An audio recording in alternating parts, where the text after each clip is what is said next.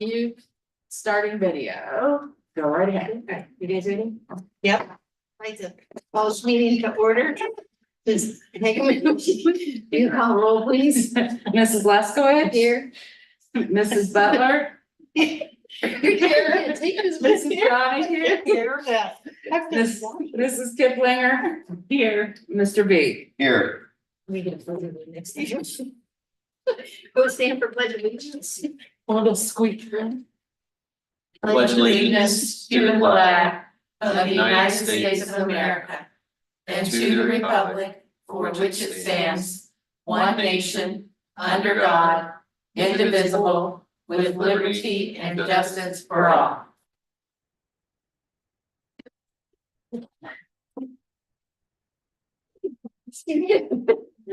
Gotta stand in the front and do this pledge. To sing the national anthem. You don't want that. You don't want that. But we're just getting ready to go into the approval of the agenda, but before I did that, I want to take a quick second to give a shout out. So everybody can hear it. The board had received an email a few days ago from one of the teachers.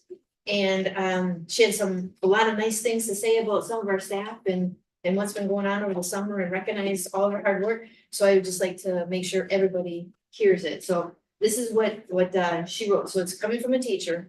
I just wanted to take a moment to give a staff shout out to our custodial, maintenance, and summer work crews. The building, our classroom, and the grounds look beautiful. There is no doubt they worked their tails off to make sure our campus was sparkling for ours and our students' return. I was totally impressed when they moved all of our furniture and it cleaned every speck of our rooms. The elementary floors look beautiful. Waxing the floors really took the building up a notch. I know many members of the community will appreciate the paved road connecting the high school, middle school, and elementary buildings. It looks great. Thank you. Our bus drivers, whom are amazing too, will really appreciate that paved road. So I thought that was really nice that they were recognizing that people notice their hard work. I just want to get that on record. And it's about a FOIA request was emailed to us, but We're busy.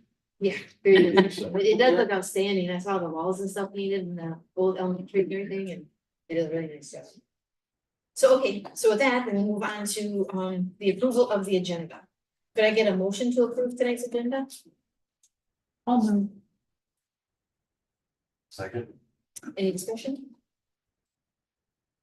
You take roll, please. Mrs. Leskowitz. Yes. Mrs. Butler. Yes. Mrs. Donahue. Yes. Mr. B. Yes. Mrs. Kiplinger. Yes. Do you want to introduce the presentation? She's up next on the. Yes. Anna, how are you? We haven't really met yet. Yes. Nice to meet you. In person? Yeah. Thanks for the name, that's good. But yeah, I do, I was excited to hear about this because I know you did this last year. And since we knew here to see what we had to offer, and so Anna Sampson, our gifted coordinator. Teacher. Oh, yes. Thank you so much. Thank you for the opportunity to speak tonight to you about our gifted services. We have been using the same gifted plan for the last couple of years, but our middle school math department wanted to make some changes to, well, middle school admin with the help of the math department wanted to make some changes to how we were servicing students on the middle school level. So that whenever we make a change to our gifted plan, it needs to be board approved before we can submit it to the state. So for those of you who don't know me, I'm Anna Sampson. I am the gifted intervention specialist for grades 3 through 5 at the elementary school, and I'm also our district gifted coordinator. So a lot to do, but it's a labor of love.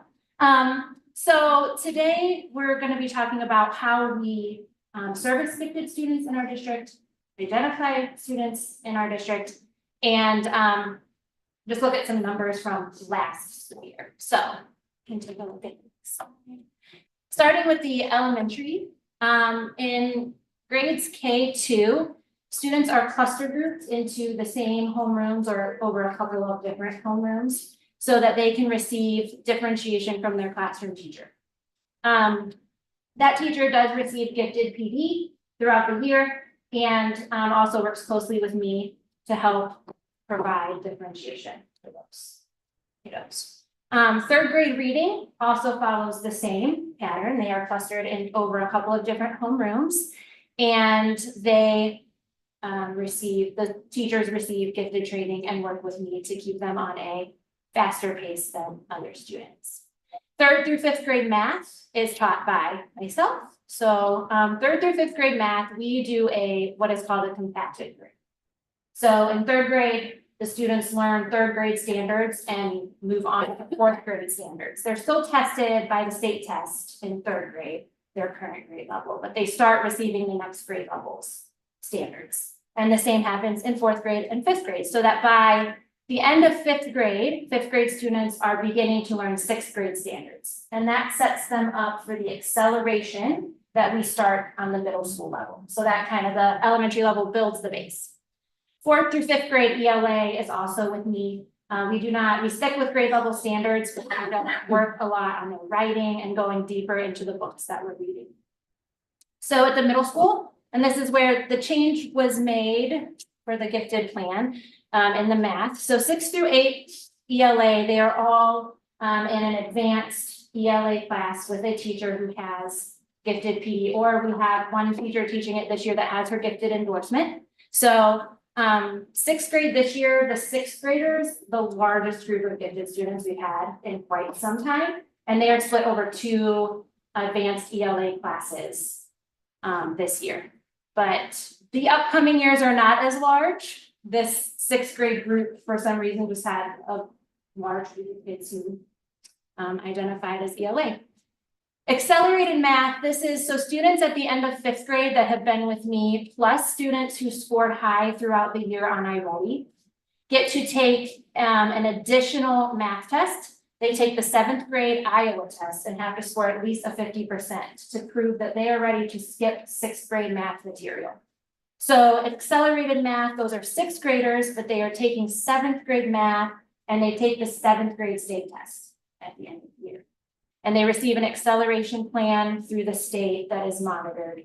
If they don't meet the acceleration plan goals, then they are moved back at the end of the year. We haven't had that happen in a couple of years, so that's been nice.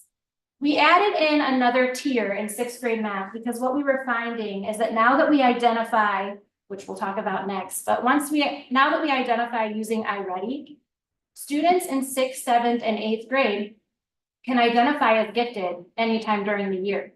So then what would happen is we might get a 6th grader who qualifies as gifted in the middle of their 6th grade year. And their only gifted option was to accelerate, or they were counted as not served. And it kind of left them on an island by themselves and was not really giving them the best opportunity and what they needed. And then we would sometimes have students in that accelerated class, like I mentioned, who may not meet their goals on the acceleration plan, and they had nowhere to go except down to gen ed. So we kind of built a tier in the middle there, honors math. It is not a standalone class. So this is a cluster group within other gen ed math classes where the teacher knows that they are ready for more differentiation, ready to be pushed, but just haven't reached the qualifying scores needed to fully accelerate. Looking forward, I believe that Mr. Fugate would like to build in an honors tier in 7th and 8th grade as well, but we wanted to start with 1 grade level at a time and make that change slowly so that we weren't messing the current plan up that students were on. So advanced math 7, those are those kids who took the accelerated math 6. It really should also be called accelerated math 7 because those students are learning 8th grade math material. The name doesn't matter as much as long as we know what they're learning, and we can change it to make it all cohesive as we move through those tiers. And then 8th graders take Algebra 1, which is a high school credit that they can take already as 8th graders. And then our high school service model is what it has always been. Students can take AP courses, college credit plus, there's honors classes, and there's also some students who fall into that regular classroom cluster grouping. It doesn't happen as often in high school because most students are taking one of those others that are above it first. Okay, and then we'll talk about how we identify, how do they meet those services in the first place? What do they have to do in order to make it into one of those classes? Before we get started, I do want to say that the specific scores we use on these tests are not something that we decide, the state decides them. So based on the approved assessment for gifted, there's a specific score that student has to reach. We can't mess with that at all. So for K1, we only identify usually superior cognitive ability in K1, and that's usually based on teacher recommendation or a parent referral. Basically, as the school year gets started, I will send out a Google Sheet to all teachers and say, if you see a student that is really flying high above all of your other kids, let me know. We'll look into their scores, into prior testing, and I will test them again. Just to make sure they haven't slipped through the cracks for upper grades. And then K1, for a lot of them, that's their first chance to be identified. In 2nd through 8th grade, we have iReady. So fall, winter, or spring, if they hit 95th percentile or higher on reading or math, they qualify for the academic ability for that. So if they hit 95th percentile or higher in math, they move into a math gifted group, and same with BLA. If they qualify in fall, we try to make that change really quickly for that school year, because they take the iReady diagnostic early enough, usually, that we can do a quick schedule change and they'll receive services for that year. If they qualify winter or spring, obviously that creates more of a challenge. And so those kids typically aren't moved into a gifted class until the following school year. The COGAT is administered in 2nd and in 4th grade in the spring. This gives all students, so it's given to every single student regardless, and it gives all students an opportunity to reach that superior cognitive identification. I found out last year, now that we have reading specialists at the elementary level, that a lot of them also use these COGAT scores even for students who aren't gifted. They use them in the dyslexia training and screening, and so the COGAT also helps them with that. Also, depending on their score for COGAT, they could also qualify for a creative thinking screening. And that could place a student in an ELA, a reading gifted service, if they have the creative thinking. And then, of course, referrals can be submitted to me for any student at any time in any grade level to receive gifted testing. And I complete that within 90 days per the state. And then I have to give results to parents within 30 days after testing. So that happens for everyone. And then these are just some numbers from last school year at each of our levels, and the percentages of students who received services throughout the year. Any of the, why some of those aren't at 100%. So the 95%, the 94%, those are typically because of those students who identified mid-year or spring and could not be moved into a gifted specific course. So then those students, obviously by this time of the year, have been moved into one of those tracks and they're receiving the services for this student. And then I think that's it for the presentation part. So if we just want to, so this is the plan that would, it's the same information that's on the slide, but this is the plan that would be put on our website and would be submitted to the state. And it goes through, so this first box is all the identification, the tests that we use, the scores that we look for. You'll also see a screening score. So those scores are for kids who don't quite make the identification score. We usually give them a different test or another test to prove that it wasn't, an issue with them taking that specific test. So in COGAT, if a child got a 126 in 2nd grade, then I would retest them with the Naglieri to see if they would meet the score. Sometimes they do, sometimes they don't, but it just gives them another opportunity to prove it wasn't an issue with that specific test. And then you can see there too the creative thinking. If they get a 112 or higher, then I test them for creative thinking, which is a screener that their homeroom teachers fill out. And then you can just see our procedures there. Transfer students, if students move into the district, as long as they have the test score, and it is one of the tests approved by Ohio and meets one of those scores approved by the state, then we move them into their appropriate gifted class based on our services. And I think I covered everything on the actual plan. The written education plan down toward the bottom, you'll see a section for written education plans. So those are the gifted version of, and it's a terrible comparison. Oh, back up, sorry. Right there. That is the gifted comparison for the IEP. So I write the written education plans for all gifted students in our district, which is a lot. But I do work with the student or the teachers, the specific teachers, to write the goals, because I don't know their curriculum. I don't know the instructional strategies they choose to use. So just today, I met with middle school teachers who have gifted students in their class, and we wrote those specific goals and talked about their instructional strategies. And later on in the week, I will do the same thing with high school teachers who have gifted. And once the school year gets going and we've identified some of those second graders, I'll meet with the second grade teachers who have them do this. The goals get written, or the written education plans get written in same goal and sent electronically to parents where they can sign and send them back.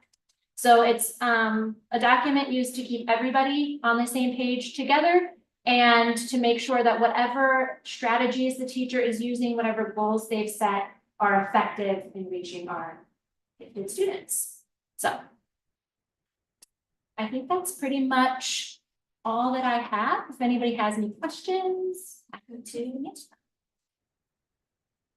I did have a couple questions. Yeah, sure, absolutely. So I'm not familiar with this program, so that's where the question, but you did answer several of the ones already. Oh, So I appreciate it. Thank you. So when you say, well, first off, you had mentioned like the gifted PD or endorsement. So is there a special way to to teach gifted kids? It's like, it's not just that they do 7th grade math and 6th grade? Is there actually like an art? So what I mean by that is, so state of Ohio requires the first 3 years that you've taught a gifted student, you need to have 60 total hours of PD geared toward gifted students, and then 5 ongoing hours each year after. And as long as that stays current, then you're, and all of those PDs, it's an online program we have from Responsive Learning. The teachers can get on and they can choose the courses they want to take, how many credits they're worth, so that they can pick what is applicable to them. The gifted endorsement is a separate certification you get added to your teaching certification. And it is additional 5 college courses. And once you have the endorsement, you don't have to do the ongoing PD every single year because you have the degree for it. So there is more to teaching it than just advancing the kids in next grade. Yeah, There's I mean, it's more to- just, it's another subgroup of students that, you know, they require their own, they have their own way of thinking, their own way of processing information, their own way of receiving and understanding information, and gifted students do have very specific social and emotional needs. And so when you're doing that gifted PD, that's what they're learning is all of this. Yeah. That makes sense, okay. And then, so gifted services, you just mean just the teaching that they're receiving? Is that it, or is there other like services you provide? You mentioned emotional behavior, I mean, is that tied into it? So when teachers write their written education plans, they could include the social and emotional goals for gifted kids in there, or they could do academic goals. It's just how are you reaching those gifted children specifically in your strategy. So the service just means how do we meet the area that they've identified? Okay. You know, not like, how do we bridge the gap between here's how they've identified and here's what they need in the class. Do you guys identify them like with some kind of special character? Like when anybody pulls them up in the computer, can they automatically see that these kids are gifted, or how do you? That's a great question. So I have a spreadsheet that I give to Jen Mason to flag them all in EMIS, and that's how we report to the state. I did find out last year I had a high school teacher who does not teach one of the core content areas. So she was not aware who in her class was gifted and was not. And I thought I never realized that other teachers couldn't see. Right. On the elementary level, when we get our class list, they're color coded, and if they're a certain color, they're gifted, and we know that, but it's not in any system that I know of. So as a coordinator this year, as soon as I've checked everybody's class list and know where everybody's at, I plan on sending to the teachers, here's the students and here's what they've identified. Because especially a student who has a superior cognitive identification, that means a high IQ, they're gonna learn differently no matter what subject they're learning, right? They're gonna, and it, you know, a foreign language teacher, a technology teacher, they deserve to know what children are gonna learn in the space best. So, yeah, so that's a goal for mine this year that I'm changing for next year. but I don't know if there's a way, I'm sure there's some way in progress to look for, and to Mark, I just don't know. It just seems like it'd be easier for helpful for you too, with just run a report and like all of these kids, especially when you do the scheduling instead of managing spreadsheets and stuff like that, Jumping so. around different colors, Right, different admin, use different colors, different thing, yeah. so maybe, well, is it EMS registration system, is that all this? I think there's one on FD attributes. Yeah. Or FN, is it FD attribute, I can see where the box is, but I don't know what tab it is. I'm not sure which tab it is, but I'll have to check, I'll follow up But with it's, Jen. yeah, but it's Yeah. there. Definitely something to think about, because, yeah. It's I've had just- teachers tell me, I don't know what, and I say, Right. I'll tell you, but it is a lot to tell everybody. Right, and So. then you have a sub, or then the one teacher moves or leaves, Right. I mean, there's a lot of it, I'm not. Yeah. I'm sorry. Keeping everybody informed is important. Yeah. Yep. And then plus for scheduling, that'd probably be helpful too, wouldn't it, I mean. Yeah, I think it's hard on the, it's been hard on the middle school level, I think, just because there's been so many changes, like new guidance counselor, there's been a lot, I've spent the last 2 days going back and forth, this kid needs moved here, this kid needs moved here. So, yeah, that would be, assuming it would, I've never used those programs to know, but I'm assuming. Maybe there's. Yeah. Made a note, we'll, Yeah. I'll talk with Well, Jen, yeah. See, cause I know in some places in Dazzle, you can click a box, but it doesn't make it. It can't be viewed by everybody still. Yeah, you have so- to have that permission in Right. order to see the I tabs. know, So- but of course, there's a gifted option when you enroll, because that's how I find out if a new student enrolling, Right. I need to check their folder or their information as they come in, but I don't know if there's a way teachers can see that too. Yeah, something to look into, we'll Mhm. certainly do that, yeah. And maybe even flag them so they can't get the services this year, I think you mentioned Yeah, that they have by to wait till next they'd year, be ready. they're already flagged and then Mhm. you can go forward. So I just had a quick question, when you take the sixth grade math, but then you take the seventh grade state test, but is that the state test like everybody takes, like, does that skew our results? It just moves those sixth graders into the seventh grade group of students. But it does not, it shouldn't change percentages or anything because they've been moved out, they don't count as sixth graders. They now count as seventh graders. So when they have an acceleration plan put in place, a different code goes in EMIS for them. And so the state sees them now as seventh grade math students, even though they're sixth graders in the rest of their classes. And we've done it, there's been students on the elementary level who have done the same, who they're performing really, really well in math, they seem really bored, so we go up a grade level in math. And just for that period, they move up to the next grade level's math, and it's been shown, acceleration has been shown to be one of the most effective strategies for teaching their kids, because it gives them that constant challenge. Yes. Yeah, and keeps them out of trouble, I'm sure. Yeah. Sometimes that's the issue, sometimes it is. And then, the plan, do you know if that's based off of, and I should have looked this up, but is there a Neola policy or do you need a policy to go along with your guide plan? The plan comes from the state's gifted rule. And they say in there like what needs to be in it, Gotcha, okay, and that's what that's, I just checked the list and make sure it's all there. gotcha. So when you put this plan together, are you uploading it to ODE in any way I or? have to send it to ODE, they approve it, and then it can be put up on their website. Okay, And anytime they ask for it, I just have to have it readily available. I don't know where they keep it, that's just kind of what I've been told. Have your plan ready to go approved if they ask for it. yeah, sometimes we have to upload them to a certain area, I wasn't sure who was doing Yeah, that. I haven't done it because the plan we were using last year was approved by Cassie Shot prior to meeting coordinator. So Oh. I've never actually done it, but I will. Let me know, we'll see how we can do it, yeah. Yeah. Mhm. Yeah. And then Let like, them figure it out. if you have a parent come to you saying, well, my kid's starting this quarter or whatever, you can go back to the plan and say, no, according to, and works with this. Gotcha. Yeah. Okay. And same with that's why the specific test scores are nice, because, you know, parents will say, I just know my kid's gifted. And I say, well, unless they've reached this score, I can't, you know, it gives it very black and white. It's not subjective. Thank you for all your hard work. Always hear a lot. And thank you for reading the email about, I do summer cleaning through as well. And so that was nice to hear. So Yes. thank you very much. You guys did a fantastic job. Thank you, thank you. Yeah, I was down there the other day and like the carpets look all brand new and the We do, walls talk and about. Doors are sparkly. Scrape all the stickers Yeah. and all the things, yeah. Yeah. I had a few questions, please. The testing takes place here at Bethel, correct? Don't have to go to the Miami County ESC to do that. So COGAT is done in the rooms with the second and fourth grade teachers. They do a training with me ahead of time, set up their lists and know how to, most of them have done it for years now, they know, you know. If a referral is brought in, then I test the student in my classroom. Most of our tests are online through a system, so. Yeah. That's good.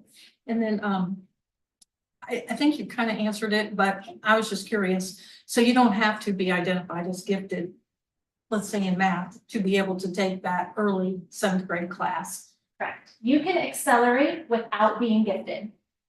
So, and there are some students in that class who are. That's why at the end of 5th grade, we test students who have also scored higher already, but haven't necessarily been in the gifted class. It's more equitable, gives everybody an opportunity, even if they don't have that gifted ID, they might be ready. And so gives them an opportunity to skip that.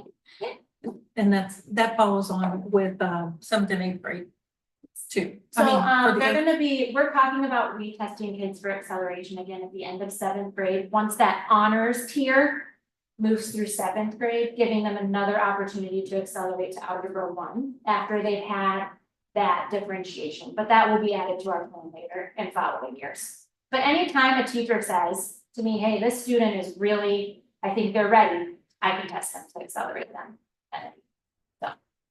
Thank you. I had one more, but go for it. Might be the same. For the high schoolers who, the 73 identified students, like 94% received the gifted services. Yeah. By that, you mean the College Credit Plus Any one of those that you already that had would listed listed? on there Okay. would count as it. And also just to mention, I didn't mention it for high school, but students who go to CTC get moved out of our gifted numbers. They're still considered gifted and they still, but it's on CTC to do that, not us, because that's where they go. So they get pulled from our, according to the state, they're no longer in our district numbers. Thank you very much. You're welcome. Absolutely. Okay. So maybe it's changed, but do students still have to be identified gifted in two different areas before they receive services? Not anymore? Okay. Only one. Yeah, only one, and they can be identified in multiple. I have students Yeah. who are identified in all 4 areas, superior cog, math, reading, and creative. And then there are students who've only hit maybe just math, or maybe just creative, and either way, they get the service that matters. So what does the state say our obligation is for gifted students? We are obligated to identify, based on the tests, and we have to give, the COGAT has to be given twice between the 2nd and the 6th grade band. There are requirements like that. Services and the way we service are more a district decision. But we just have to make. We're not obligated to provide services, we're just obligated to. There's identify. there's not a clear rule for exactly how many students we have to service or in what way, Just identify, just like. Okay. which is interesting. Yes, and it's a big hubbub among us gifted people, because like, why would we identify and then not do anything? You know, why would we say, I have I have a student that is, his IQ is almost 150. Why would I know that and then not do anything extra for him? You know, it's just, yeah. And it doesn't really cost anymore, right? I mean, they're still the same teachers, same classroom, same. I would be, if I wasn't doing this, I would be a regular classroom teacher doing, as far as that goes, no. So then my next question was, it seems like a lot of these programs are like they in their own room, they're not like are they taken out of their classroom? Oh, they're We not. don't do, so we used to do, when I started here in 2014, we used to do our we only service superior cog students. And they were pulled out once a week. Okay. And I think my largest class was 19, and that was 2 grade levels combined. So it did not reach the number of students that a program like this is reaching. Because this is all in the classroom with their teacher or else the Or- cluster classroom. Yeah, and in grades 3 through 5, they switch classes. So when they come to see me, when the 5th grade classes are doing math, they just come to me for math at the same time, and they don't miss anything else with their class. They still have lunch and recess, you know, specials, all of that with their class. They only come to me for this specific subject. So the changes that were made in the middle school are still using the standards that is set forth. It's just adding maybe a different layer. Yes, exactly. That's a Okay. great way to say it. Okay. We're adding a layer to the cake. Okay, and right now, we're only servicing students with math and English, is that kind of? As far as specific content area, yes. Superior cognitive ability, if they get superior cognitive ability, they're automatically put in both math and reading. And then if they're creative thinking, they get put in ELA. And how is creative thinking, I mean, that seems kind of Yeah. subjective. It is a little bit, the way that they identify, I'll be honest, I mean, it's a screener that their homeroom teacher fills. They rate them on a scale 0 to 5. And it's done by the Renzulli creative thinking scale, which is approved by the state for creative. Yeah, so, hey, let me tell you, sometimes gifted in ADD look a whole lot alike. So, yeah. Okay, I would like to, it is a goal for me, especially in the high school level, with the arts programs that we have. I think there are some ways we could look at creative thinking, definitely on that level, and get those kids a little bit more than just, can you do creative writing and ELA, you know? But it's something that, I don't know a lot about, so I'm trying to learn a little bit more about it and talk to other people I know at different high schools who maybe have those programs or service those kids that way before, you know, I come up with anything.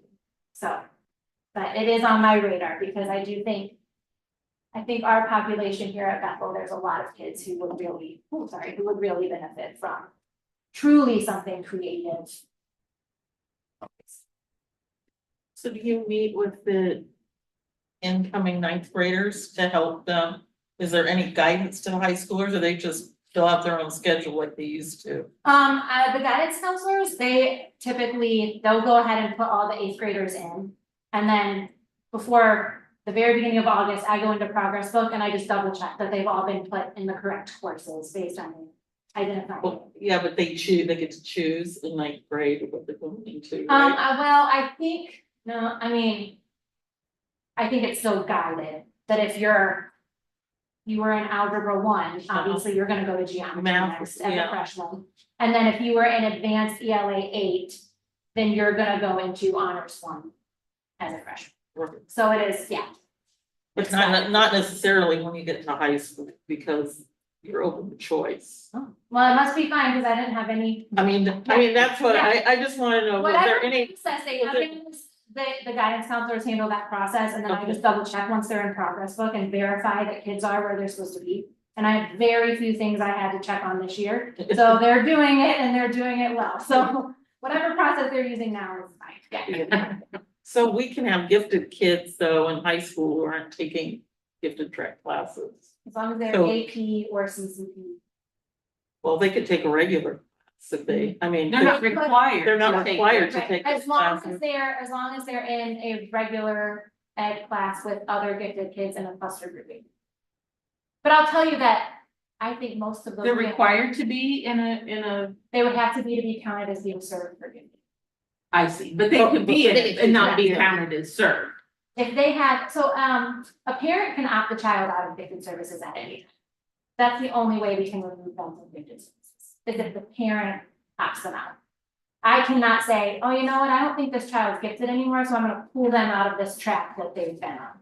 I can't do that, guidance counselors can't do that, admin can't do that, or else they're counted. Actually, what happens is, let's just use accelerated 6 for an example. If I were to pull a gifted kid from accelerated 6 and say, this child, I believe they're no longer gifted, I'm pulling them from this, then we can't count that as a gifted service for any of those students, not just the one. So they keep them on the track they're supposed to be on. I haven't had any issues in high school as far as that. But if that student, if a student no longer tests gifted, then you're not penalized? So the rule in Ohio is once gifted, always gifted.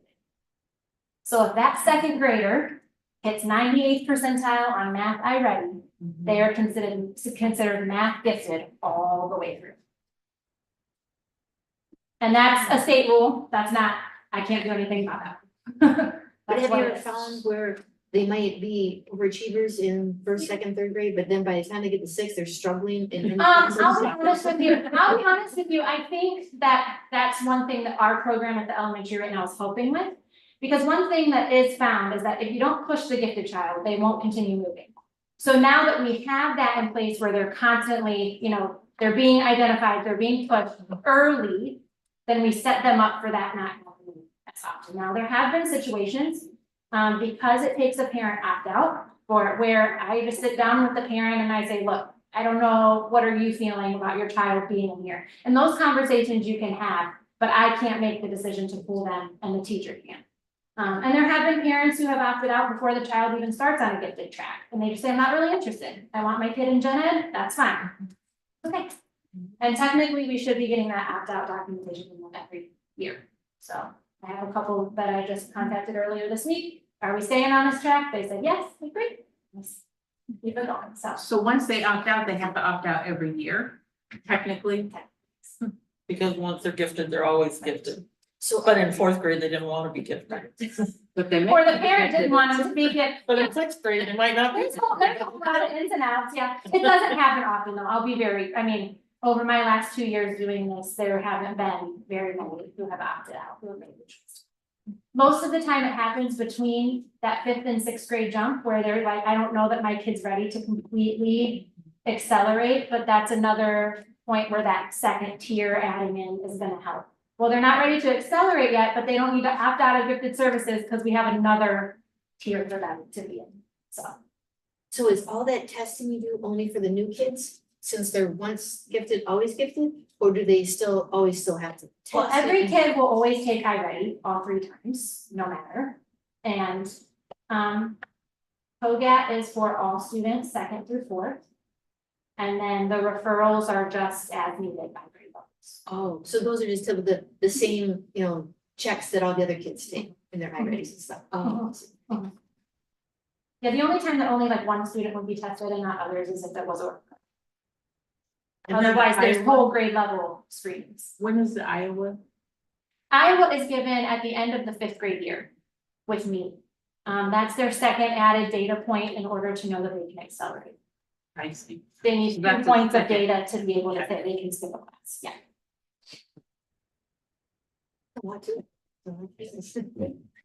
It's a lot efficient. It's a lot, and it changes a lot, and in the recent years, there's been a lot of push for early identification and starting it early instead of waiting until, they're in 4th grade, and now we're gonna identify you as, gifted, so.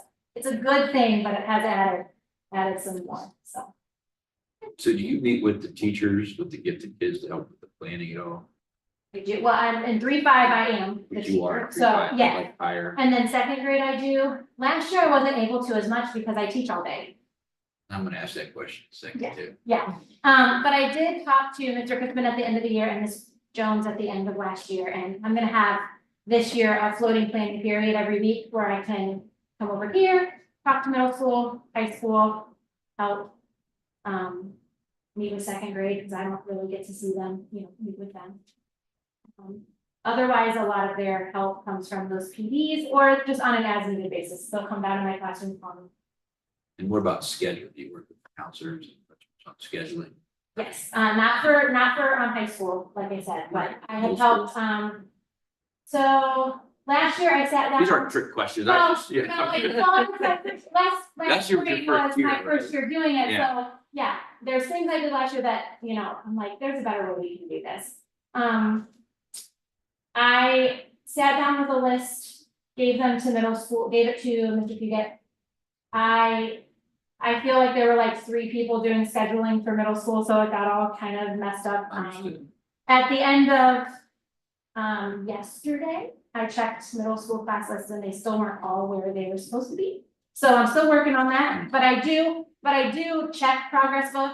I do give the guidance counselors, administrators have the spreadsheet of everybody who's identified and in what areas And I do make a list for elementary that tells them who should be placed where when they go to do classes.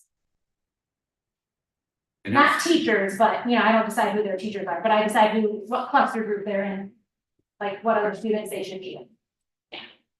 And how strong do you think it is between finally identify and serve? How would you like to see it? Perfect world. Between what? Once you identify them, how would you like to see us serve them? I'm glad that when they identify in the fall, we try to immediately get them. Is that what you? is that Yeah. kind of Well, what the you- reason I asked the question is like, you know, special education, right? We got IEPs and WEPs, right? I mean, Right. so a lot of times on the gifted side, you know, we default to identify. Yeah. And then we go, we're done. Right. We've done our job. And I just, it would be nice to treat special education, you know, give everybody that push. Yeah. Get what they need. I'm just curious. like, No, I'm with you on coming that. here. When I started here and we only service Superior Cobb, that's actually the reason why I ended up going back into the classroom. Cause I thought we could do more. I didn't love that program. I thought we could, you know, I thought I can help a lot more back in the classroom than just seeing them once a week. And so when our program changed to service kids with academic abilities, finally, like we're giving them what they need where they need it. And I'm glad that for the most part, our administrators and our teachers have been like, yeah, let's do more of what we can do. Yeah, because I mean, the way you service them, they would have to do that in the other Yes. way. So I was just, you know, so you started this last year, because As coordinators. it's coordinator, we can taught since 14, but there's no gifted coordinator per se, like that's a position. So your course of your day is So two the plan periods you're teaching and doing all this. 5 preps. Yeah, And that's what, then a regular planning period. And then I usually. 5 preps. Yeah. Like a So, period. 2 years ago, our coordinator was our assistant principal, and they did it together, and then before that, it was always handled by the ESC. And the ESC quit doing it. And you took it. No, ESC quit, Cassie, one of our assistant principals. Cassie had a gifted, Endorsement as well, yeah. endorsement, so she So took she over, did coordinate. right, so she took it over to the K through 2 principal. I do get a stipend for coordinator, so it's not like I just do it for. I would say that. I will be. Well, I did that, I saw that. Yeah, yeah. You already asked me about that. Yeah, okay. I did ask Tina about that. So. Because I was like, where'd this come from? It was just a kind of an odd thing. Yeah. Yeah, it was. When it shows up in my table. One of those things where, the last coordinator left kind of right before the next school year started. And I was here and, yeah, and I was like. It was a band. And I said, Here we are. said, I'm happy to help, and jumped in, and so. Same. No, I was just curious about it, because like I said, I think it's equally important. I just sometimes they get identified and you don't necessarily service, right?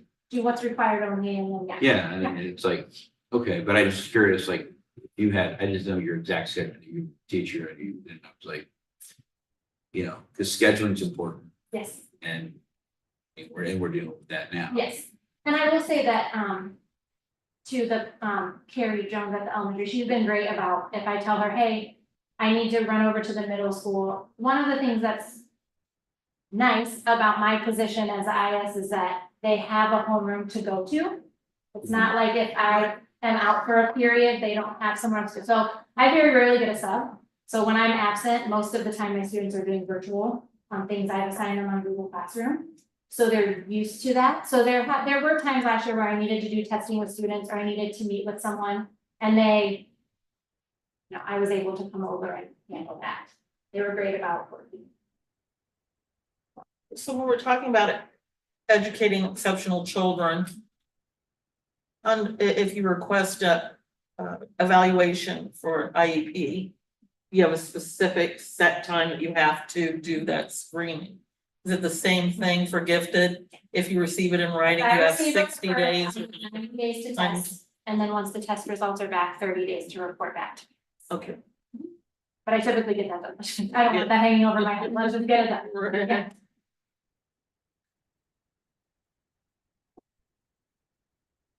that was my question. I was just curious how that, we haven't had time to catch up. Yes, We can change an email. yes. Yeah. Didn't realize you had 5 friends. Yeah. It's a lot. Yeah. Okay. Yeah. All right. Great presentation. Oh, thank you. Thank you. very much. Good, thank you. All right, thank you. Hold on. Thank you. Thank you. Yeah. We can talk more later. yeah. I know you email. Yes, yes, that would be.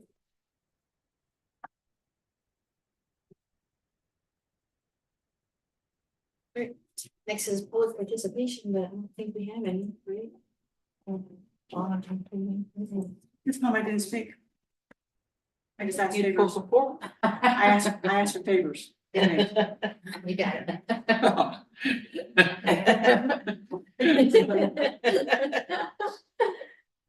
So now we can go into the review of next week's agenda.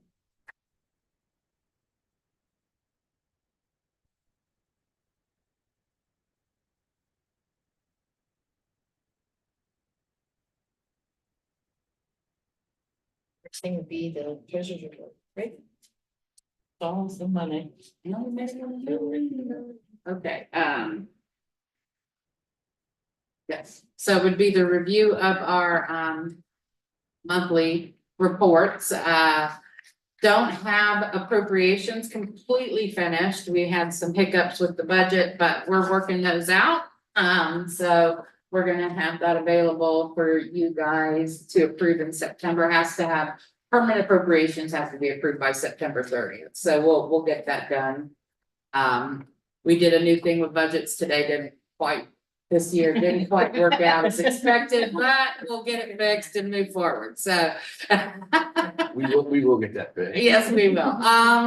But investments are doing well. Everything else is looking pretty good. And then I put on here the credit card announcement just to remind parents that if you are paying your class fees with a credit card, either online or in-house, which we can do now, between August 1st and October 31st, there are no additional fees. So you won't be paying the credit card fees. That'll be handled by the district.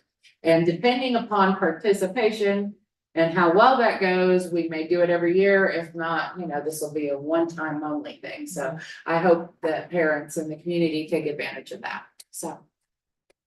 I think I did see it maybe on Facebook or something, but I'm guessing it's been plastered everywhere so people know.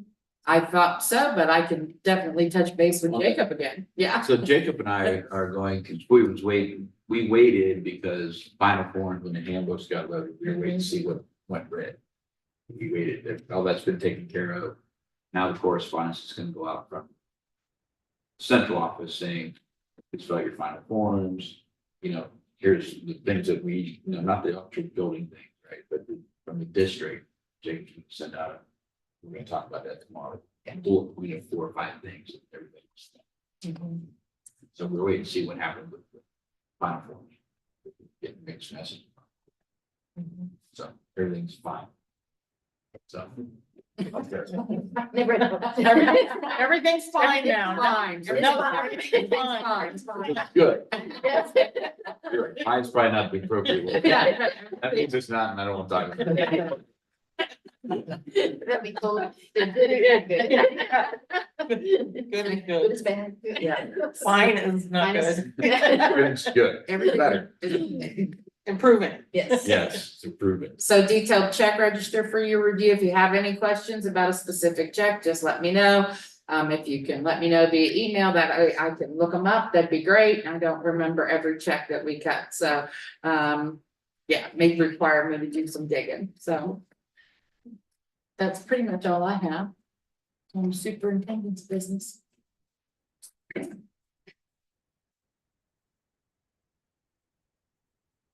My update. So, you want to go over the 20th agenda? The rest of it? Yeah, I mean, you don't have to say your updates now and then say them again. Okay. I mean, we're just, unless you guys want to hear something. Unless you really want to do it Yeah. twice. No, not really. No, like I said, for today, we are you know, we've got orientation going on now. We've got open house tomorrow. We've got first day of school Monday. So, you know, we are finalizing some schedules and some things. Stina mentioned some budgets and whatnot. Get correspondence out to the community regarding, you know, some of the questions people may have. We are, I mean, we're excited, you know, transportation is going to be a little, I wasn't here last year, but I'm optimistic that it'll go as good as it can go that first day. So we're, you know, working on times. We don't have exact time to everything goes. Yeah. Which is a little bit difficult. You know, we've got a lot of different transportation schedules. You know, Tip City is closed. We've got 2 units here, but we still send kids to Tip. So it's like there's a lot of, and we've had a few requests come in that are going to require special transportation as well. So there'll be some updates, you know, between now and next Tuesday. You know, that there's probably going to be a few things that either added or taken off just for the sake of starting school. Some things aren't done yet as far as finalizing schedule. So, but I mean, we're ready to go. We had a very good new teacher orientation with them. That was good. It lasted till about noon. Got to meet everybody, and they like to say a little bit about themselves and, you know, where they taught. I think that's always good to know who you're working with. And then, you know, we had our convocation day Monday, which was, you guys were there. Yeah, Two of it you. was nice. It went really well. Band play was set. I'm sorry, It's fine. No, it's fine. But no, it was good. And, you know, we had, Noted. Yeah. Hey, I was handling my own school meltdown. but no, it was, like I said, it was a good start of the year. So we're just working on, I'm working with the administrators, working on, there's, process, protocol, organization chart. There's some processes that are missing here. It's just that. Yeah. We're working on it, right? I mean, what do we need to do to get from point A to point B? What do we need to do to, you know, close out a year? What do we need to do to start a year? Who do we talk to? Who do we see? How does that work? You know, there's some training, you know? Yeah. And that's what, I'm working with them now on that. I mean, it's, we talked about the budgets. You know, they tried something last year and they weren't ready for that. And we're gonna change that. Do over. Tina's eye is twitching. It's been fine. It's been fine. Fine. It's absolutely fine. Crystal. No, but I think, like I said, it's just, I mean, it's a busy time of year and I think there's a lot to do and, you know, it's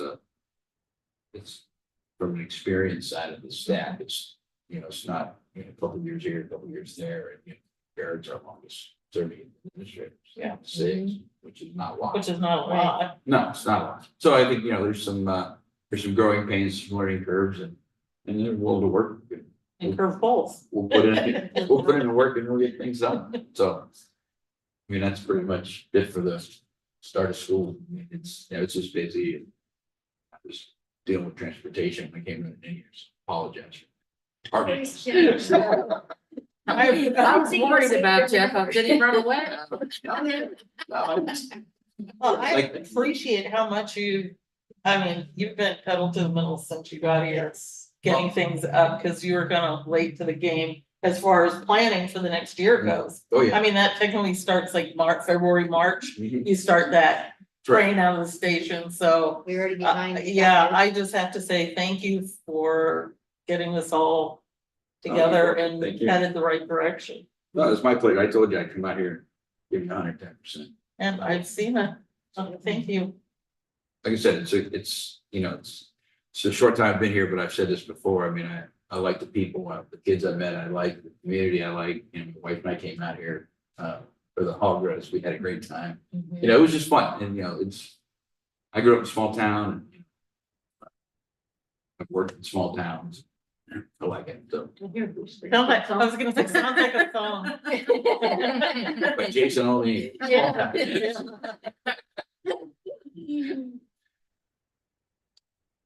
but Okay. So do we know why the person we had hired isn't coming? which one? The one that we're rescinding the contract on? Misty, is it Misty? Or- Well, where do you want me to be? 6E. Where do you need us to go? Yeah, Misty, yeah, it was Misty. It's Misty, right? Mhm. Yeah. Was there any more questions before the? Oh, on the update? Yeah, I mean, you guys have any more questions for me? Any questions that you've got? That, you know, you need addressed or you want answers to before? We'll meet again next Tuesday, but like I said, it's a busy time, it's fluid time, we're just getting things ready for opening school, Yeah. so. And my auditors decided yesterday would be a good day to start the audit. Yes. So if my eye is twitching, yeah. They gotta talk to me too, right? You got half an hour, I'm like, yeah. Sure. You, buddy. Of course I do. There's nothing else going on today, so. Yeah, so they just, so I'm like. There's a school and it Super starts Monday. early, Thank you. yeah, usually they don't come in until October, so I was really surprised. So there's two ways to look at it, so I choose to look at it like, we're so good, They do that they that. wanna get us done Yeah, early. because they know. They it's never not- have any We're not problem. we're not gonna time up. So Right. they can- They can get in and out quick, Get in and you out. know, that's the goal. Yep. Yeah, I do still think they're much too young to be auditors, but. I said, I'm like, oh my goodness. They're just babies. They do like babies. Baby. Gotta start somewhere. I know. The older you get, the younger all these other people look. I have. You'll see one day. Old, Andy. Just wait, you're just too young right now. Yeah, so Misty is the one that is. Yeah, before we go on to Misty, then I had mentioned this before, something to think about, because I want to communicate this, and it's the way it's off, but election day. You know, high school and middle school are closed, they're polling precincts, right? Yeah. Elementary is scheduled to be in session. Me personally, as an administrator, parent, you know, those types of things, and I think it would be best, my recommendation would be close all three schools. I think it's gonna be a heavy turnout, and I don't want. I just don't, for the Yeah. sake of a better word, safety, I'm just, People could get confused, go the wrong. they go to the wrong building, I think there'll be a lot of traffic. Yeah. I mean, I think it's just, and you know, and if we're gonna. Remote learning, I mean, I've been, I'm just, I'll let you know, but I think we should just close school for the day. Calamity Call it day. any day and be done with it. I totally. Can we do that going forward? Like, any voting days? I think we have 2 this year, and then typically we always have at least 1 every year, right? Yeah, you can do that going Yeah. forward, because you know, you're not, I mean, calamity days are hours. I mean, We make them up. We make We have plenty of hours. Plenty. Yes, Yeah. more than. I mean, we can use those days, I mean, going forward, Yeah. obviously, for like PD and all, some of those other things too, can't we? Oh, yeah, If we wanted to. if they're planned, right? Right, if they're Yeah, planned. I agree with you, I mean, I don't mind staffing, Yeah. Correct. it's just the So, kids right. and the Yeah. traffic. Yeah. Well, it's just stressful. I think that's a good idea, but I, you know, the whole learn at home, remote learning, I watched it, Over that. I watched it, I didn't It's see. a hassle. It's already doesn't take place.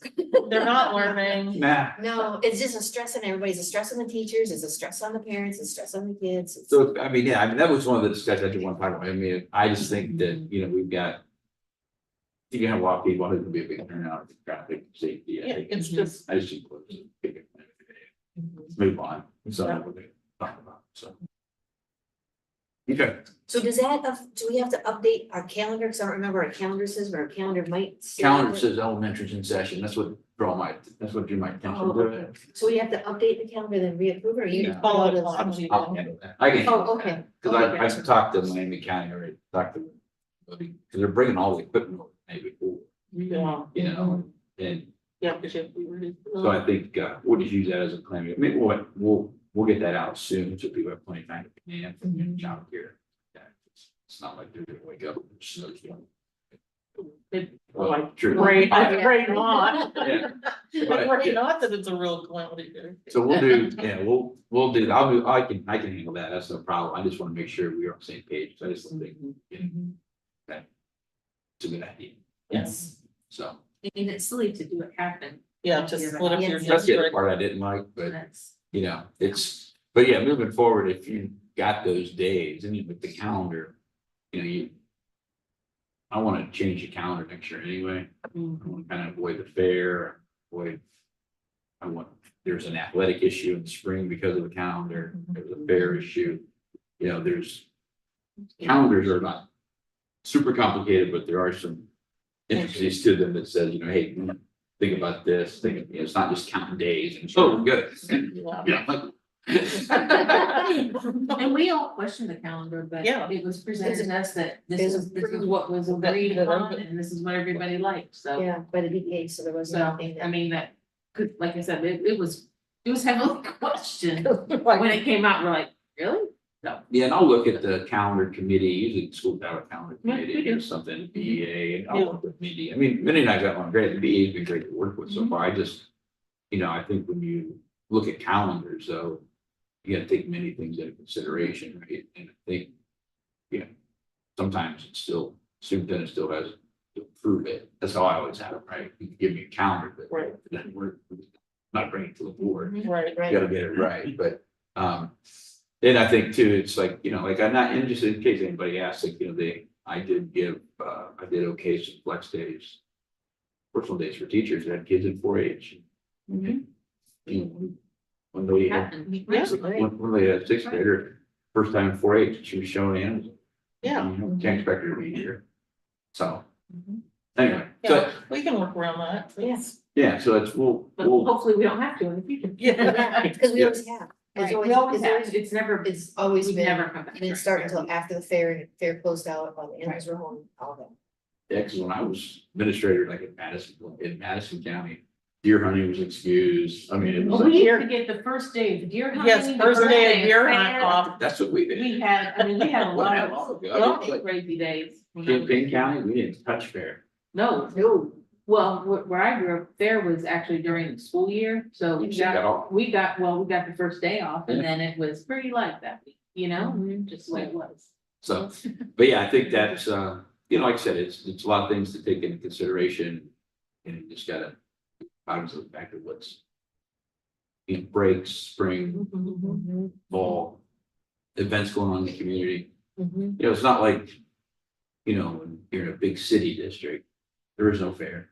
Right. It's just, there's nothing, And this is how it is. this is what it is, but there's not a lot, you don't have those things of a smaller. community, Township, fair, it's just not, there's no fair in Summit County, act, for their horses, act. Never know. But yeah, no, you know your audience, right? So anyway, so we'll work on that, like I said, you'll see a lot of these things in the spring. With these handbooks, calendars and all that, Yep. it'll all get done, so. Thank you. So we wanna start just with the classified personnel and work our way down, the 6A and keep going? Yeah. I didn't realize we were gonna get through them all. Okay. Was, if anyone has any questions, we don't have to. Yeah, you don't have to, Right. No, we can just, Right. yeah, I It is mean, there, so if there's, just going to look if there's anything that pops up. yeah, well, I think like right here, for example, bus A is 6 hours to 5.5, okay, that, once we actually looked at the routes, it's not 6, it's 5.5, so that's pretty still. I mean, we're starting to verify, what they are. The Rhonda, that she was, 20 hours per week, and if you work 20 hours, you have to take our insurance. But then get insurance or somewhere else, exception. It was a big to do, and she, she didn't want our insurance, and we don't have to pay for it, so we reduced the hour taking 0.75.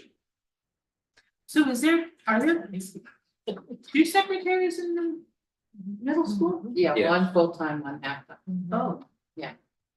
Okay. Rhonda's the attendance secretary pretty much, Comes in the right? morning, She does the morning and attendance. I think she gives, the other secretary like her lunch and it's her break, so or somebody at the front desk. Sure. Before we go on from the substitutes, or too far down, I had a question. I don't know if anybody knows, but, Ambrose Raleigh, it looks like they have a full-time job, so I just wonder how they're gonna be available to be a substitute. And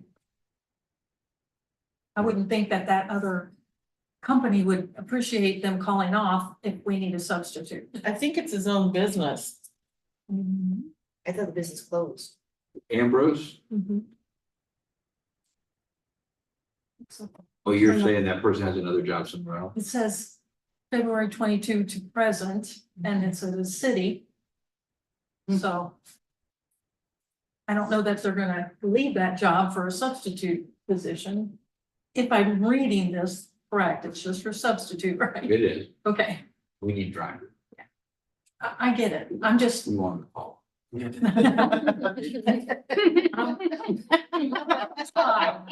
I understand. Right. Yeah, no, but I mean, I look at that as, I mean, it's a sub, I mean, maybe if they know they have time to take off, I mean, maybe Yeah. it's part-time, I don't know if there's a relationship with them, that's between them and her. Exactly, I just wanted it to be, I found it interesting. Yeah, well, you know, the scramblers, I mean, and you know, I'm sure that Jacob talked and they said, you know, hey, you know, maybe part-time, you know, day here, day there, and yeah, let me know, I can do it. You know, like, I don't know what they're Yeah. doing at work, what they got on that side of it. You know, why would I, right? Why would- Right, But exactly. I you know, just want we are trying extremely hard to get rid of double routing and getting kids here late, you know, we've been slammed with a couple special ed routes that we did, that are brand new. That we didn't know about, so that takes a driver out of the equation, you know, those types of things, so. You know, if we can get to, if I can get double routing out of the system by the end of the calendar year, that's the goal. And then have things run on a regular route system by January. That's the goal. But we need drivers, we need buses, you know. When will are we getting the new software? Yeah, when will that be? So it's gonna be on the board agenda to approve next week. So as soon as we get that ordered, he found a really good deal on a good software program, so it's like half of what a lot of places are, but it's good. So it's not that, you know, you're not getting less, but if we approve it next week, I think it'll be up and running. And probably the routes can be done. I would say by, you know, Christmas, Thanksgiving, Christmas era, we'd shoot for that target right there, for you to have the routes done. Do would that have like trackers or something in it? Yeah, so every bus will have like an iPad, if you will, and Mhm, it's like a map, like your mhm. GPS map, and it shows you where all the routes are, Okay. and we know where the buses are, they're So on if a parent GPS. calls and says, how come Johnny's not home yet? Some of them have the option of parent can track. Just like 360, like on your kids, You download an app and you know. they download the app, they know where the bus is. Okay. Yeah, it's pretty cool, I mean, I watched the video. Software is pretty cool. We always had Dennis. We always knew. So do you think the routes would change at all once they get the software? So Yes. if they come back after Christmas, they're. Because they'll optimize them, right? They'll be The more software efficient, will you know, like optimize UPS and them. FedEx made it a little bit better. Yeah. I Absolutely, mean, we're not absolutely. saying to decide that, but I'm saying that, like, we've got cluster stops. Mhm. And we've got, you know, right now, we've got window, you know, I mean, I get it, when there was like 500 kids here, you could drive the route yourself, right? Before school started, checking, okay, here's where I'm coming, this is what time I'll be here, love it. But it's just too big now, right? And you've got, you know, too much movement, and you've got cluster stops, and you've got, you know, and what's the best route, where's the best place to pick up the kids, you know, it does all that for you. And I think you'll see a tremendous amount of difference with it, and it also keeps us in compliance, and also tracks all of the special. And also track costs and all those things that. Does the system, this is kind of a weird question. So, sorry, it seems left field. Does the system know where like dangerous intersections are? That I don't know, but, and We I have can't. several. Yeah, exactly. I mean, I'm just curious, yeah, so. No, you're right, you know, because when we took the bus tour, right, we took the bus tour. Mhm. With the kindergarten. Detroit, Mhm. Some place- Teacher orientation. No, I did that once at Miamisburg and realized why I didn't like bus. But you're right, there's a lot of hills and curves, I mean, Yeah. I went down one road that, I'm like, I mean, if there's somebody else coming, I mean, I don't know what you do. There used to be a house at the corner of 201, and 571 down here until a semi. went through. Yeah, Yes. we threw it. Took the house out. And that was like the second time that And it happened. was, Yes. yes, and then And one then- almost went through it again after that. Yep, they had a fight to get, are they getting a traffic circle? They're gonna have a roundabout. A roundabout. Yes. And I oppose that roundabout greatly, because it's very difficult for buses and semis to make left-hand turns. Plus people don't know how to drive. it. Amen. Correct, and North Phoenix, Arizona is Some of my taking out the favorite things to do. roundabouts. Yeah. Hey, I mean, I see them a lot. I don't like them. I mean, We'll see how those grain trucks, because there's Yeah, a grain the- elevator in New Yeah. Carlisle, and there's well, one in the the grain signal truck. light with a flashing light is a half a mile away saying signal light ahead, Mhm. because those roundabouts in Huber are a suggestion. We went through the one in Troy one day and we literally saw somebody, there were the door sit there. And literally, I mean, it was later, so he or she may have been in there, I don't know, but. He literally just like ran over it and went and turned, like I he didn't go around. He just- I did, because I was wondering why my car was tilted. Yeah, you know? I was on the roundabout. You had a little blue truck, were you? No. Blue car. So is there any more questions Okay, on well, E? I would- We about pavement, and then we go over, you had a question on the E, right? Misty, right? Mhm. Yeah. So Misty interviewed last year, for the special aid job. And was told she would make a certain amount of money. And that's not accurate, what's not accurate. And Misty's been great to work with, if you're listening to Misty, she's been great to work with and, totally understanding, but she was just quoted a wrong salary. And, you know, the history in this district is if you come over, we're gonna give you 10 years experience at the most, right? Yeah. That's the past. So the precedent's been set that it's 10 years of experience, and she was promised something that Tina and I couldn't find on the salary schedule, it was for her at 10 years. So I told her that, you know, this is what it was, and she chose not to come. Okay. Because that's the reason. Yeah. But she, you know, great person, and she was in my office, we had a long conversation, we talked on the phone a few times. You know, she said if anything else opens up, she'd be more than happy to work here. That's good. And then on the certified personnel, maybe on. Just a question. Tina knows I struggle with this one. Is Yes. this a policy or something written down? Because I do always have to ask this. She'll work the 60 days first and then flip into the long-term sub. Right, she's on the long-term sub starting day one, right? So from day one to day 30, she gets paid the $125, right? Then from day 31 to day 60, we'll bump her up to 250. And then day 61, then she gets on the teacher's schedule. So I think the easiest way for you and I to look at this, because I get where you're coming from, is they're a long-term substitute day one. And so as long as they're constant and don't miss any days, their pay gets adjusted as they go. And the 61st day puts them on the teacher's schedule and gets them benefits and gets them sick leave. Yeah. Thank you. And because before, we used to not bring them in until they were ready to hit that Correct, right at the 60 days, or, you know, Yes. maybe even after. right. But now And we're we'll just- put them back Then we're on here for identifying you them. guys when they hit 31. Oh. And we'll put it back when they hit 61, because their pay is gonna change. So anytime, so like right now, when she starts day one, she'll be 125. But when she gets to 31, we'll put her on the agenda again for you guys to approve her going up to 250. Listen, fourth grade.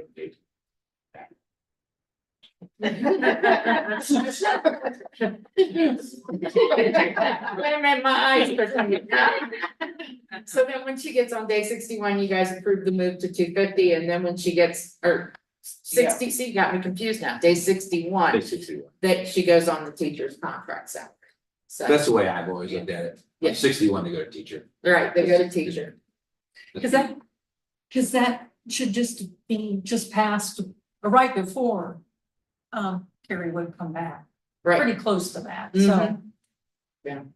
But it says pending the 1 year substitute. Yes, because she, So when yeah, do we because need she's that? gotta get, she's her substitute certificate. When is that? It's in process. It's in process, okay, Yeah, because I had to write a letter today for a teacher, because I have to approve those. okay. And then, so I go on my core account, is an e-signer. I have to look at everybody and I approve them. But like, we got one that got flagged or put on hold because she's coming from out of state, so I had to write a letter verifying. This one, just isn't done yet, but, and we do that even a lot for people we hire, usually pending, if we have BCI. So they're here this week for training. Some people can have a pending BCI, FBI, and be here for training. Yeah. But if their BCI, FBI doesn't come through before the kids get here, they're not in the classroom, so we get that back. Yeah, I think most of them are gonna be okay. Yeah, we've been getting them back rather quickly now that we're a fingerprint station. Yeah, so it's been coming back a lot quicker than what we've had in the past, so. Thank you. You're welcome.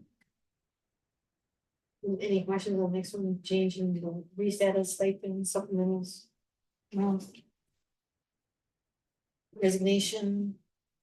Substitute list. So, okay, I was just curious on the resignation, I was just curious why that wasn't brought to the class.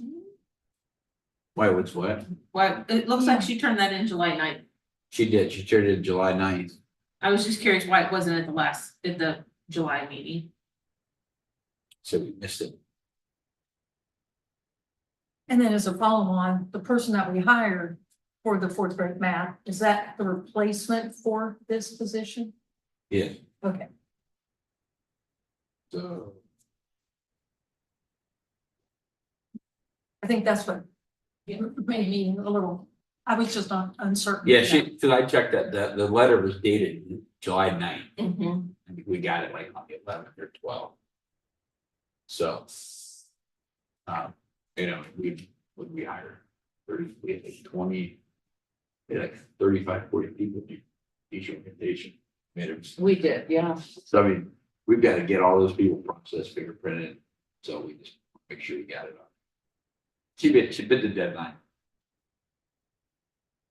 Waited last minute. July 10th. She eat. One more. One more before we go too far. On the supplementals, again, there's another new supplemental in there that we hadn't agreed to, so I just wanted to make sure that's noted. This is for the middle school site manager, which just last month, I think it was in July, we approved the high school site monitor. So I just wanted it noted because it just says coaching certifications, but it's really more than a coaching supplemental. So I don't know, just naming if you didn't open it up. You talking about Stacy Humphreys? Well, either one of them, that position is new. Yeah, because they're additions. I mean, I know Heather's a returning person who's had supplementals, but not as a site manager. No, she's done it. As a site manager? Mhm. I mean, she, Last year? well, I know she did it when I was in the athletic office. She did site managing for fall. But is it for junior high and high school, or is it just, because this makes it look like it's just junior It high? was it was. I mean, she was doing high school, what, This one's just you. so maybe she's just doing junior, you know. Is that necessary? To have a site manager just for junior high? Yeah, because they're different days. Mr. Clute was gonna be the site manager for the fall high school. I just wanted noted that it was new this time to us, but.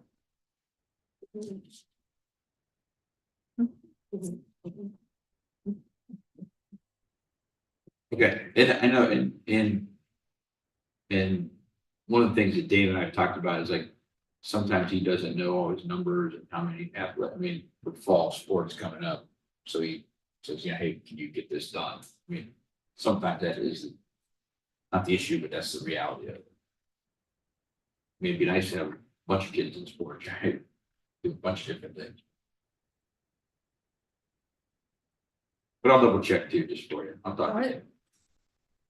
I was talking Maybe down. put something new, Okay. that's all.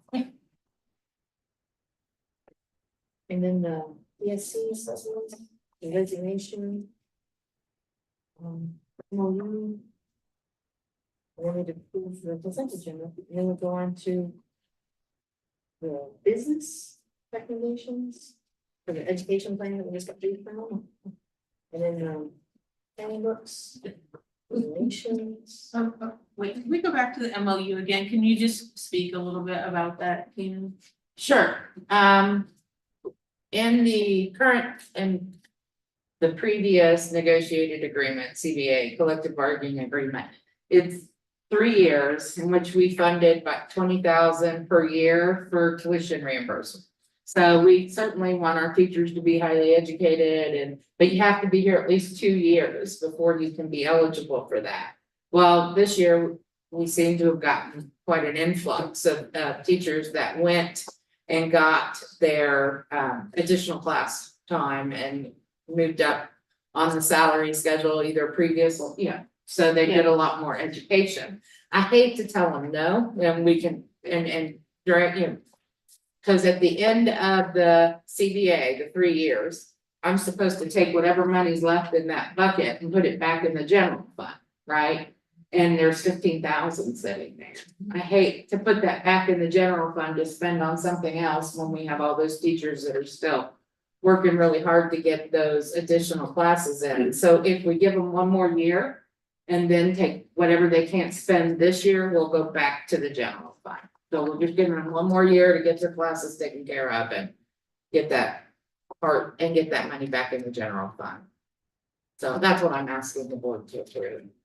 It was really my idea. I spoke to Mindy and Casey and said, from what I'm seeing Shelley receive and all, these teachers are really working hard to get this done. So let's see if we can keep some money there to get them. Because we prorate it based on how much money is in there. So then they'd end up with only like $200. I thought. That's not how much college classes cost. Right.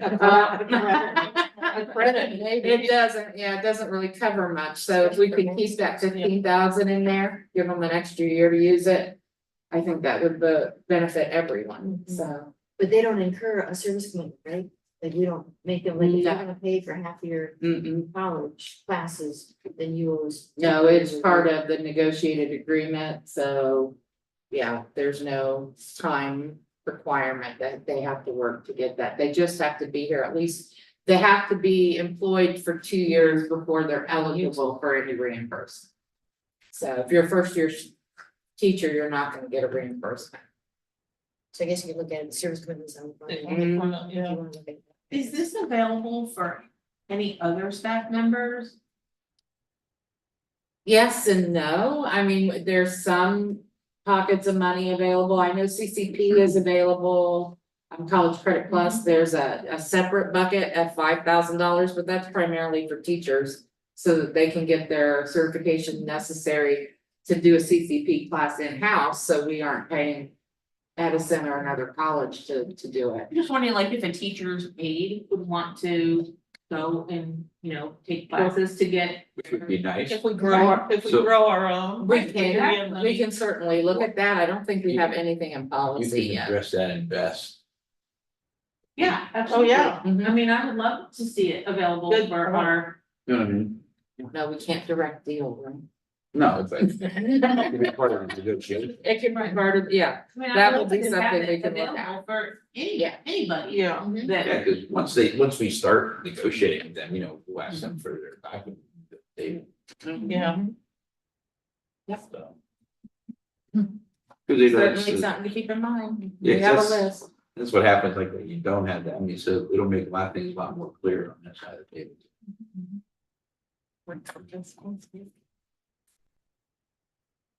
I just personally always believe in it's best to sort of encourage that kind of behavior, especially, especially since we're in education. right? I mean, how do we get away with, Yeah, so I asked them if they thought it, Mindy and Casey, if they thought it would be beneficial to extend it a year, and they were very enthusiastic about that, so, Hope it lights a fire for some people to hurry up and Motivate some. get Yes. their classes done this year. Right. I know sometimes it takes a lot to maintain your certification Yeah. with CCP and they put them all on their credit cards and, you know, Yeah. cause if they're at a certain level, you don't get any kind of financial aid, Nope. so. Oh, Yeah. True. and then we'll. Hold on. And then, I was just gonna ask, I read a note that it, new for 2024, the substitute, requirement, the PK 12 license, multi-age. Do you know what that entails, or, noticed it was in July, it was in the July sub list as well, that some people had the certification. Yeah, there's some correspondence from the county, but I can't tell you off the top of my head. That's okay, Are they getting rid of the, like, you just have to have a yeah, that's degree or one body? As a teacher, As a as a substitute? sub. as a sub. Yeah. No, I mean, you could still, you have a degree, but you have to get you have to get a substitute certificate. You have to get a certificate Yeah. on top of that. But at one time, I think it was just a high school diploma, right? Wasn't Yeah, it? they really lowered They it. lowered it and They're starting to come back. That's my question. They're starting to. they're starting to ramp that Ramp back. that back up. Okay. DEW. DW's all over. That's, but then, you know, they've been doing their more rigorous, requirements and they kick it over to Paul Kraft at the state superintendent. He does all the licensing. They split the Department of Ed basically into two. ODEW works with the governor's office and you get the state superintendent. Oh. I appreciate their coming back. The I mean, I'd be scared. Yeah, exactly. And then with the. I'm just a lowly treasurer. It's fine. We'll go over the. Everything's fine. Everything's fine. We'll get the handbook, the donation, Yeah, the bus rate proposal, that's the program, right? That's Bus the rate. program. yeah, that was, I That saw, is- yeah. I saw the cost on that, I thought, that's like half of And one of the. Half of what we whole- thought it might be, depending Yeah. on what, you know, Mhm. I think, If it does what we need. and it does. I mean, I was pleasantly surprised and so was it. I mean, I just think it's, yeah, I think you'll notice a world of difference. with This, I mean, it's, we've been doing it by hand forever. And We just can't No, anymore. I know. it'll be, you'll see it different. And I think one time, Kathy said like, there's some weeks you get 3 new people in process. So Yeah. then that would change Mhm. how many more bus routes to accommodate for people. coming Then you in. gotta go back to your notes and, you know, Uh-huh. so Mhm. things like that. So, Yeah. yeah. I had some questions about the courses study for the high school. Are all of the, and you may or may not know the answer, but are all of those courses offered every year? And are there minimums for courses to run? I mean, like number of kids per Mhm. section, yes, typically there are. Uh-huh. I don't know how Barrett runs it for sure, but you don't have enough kids in a section, you drop this for the. Right, because it seems like there's a lot of offerings, and I'm just curious, like, if things, everything's being taken advantage of, or if there's enough to, I don't know, enough students taking courses to sustain them, or do we need to look at, you know, not say cutting them, but, you know, I think, getting things, making sure that it's right size. yeah, I don't disagree with you. I mean, so typically, courses, you know, you look at your schedule, you've got 4 kids in a section, right? Well, teach that section. I'll find somewhere else for those kids, because it'll be all right, and, you know, you drop that, you know, you want a lot of kids in your section. Absolutely, and that was my question in asking, you know, to make sure that we're utilizing our teachers to the best and giving our students choices. Right, and so you got, yeah, and that's sometimes a tough road to Right. juggle, right, to balance, if you will. So if I wanted to give a lot of different experiences and opportunities, and I may not have I might not have 20 kids in the seat, you know, Right. I might have 5.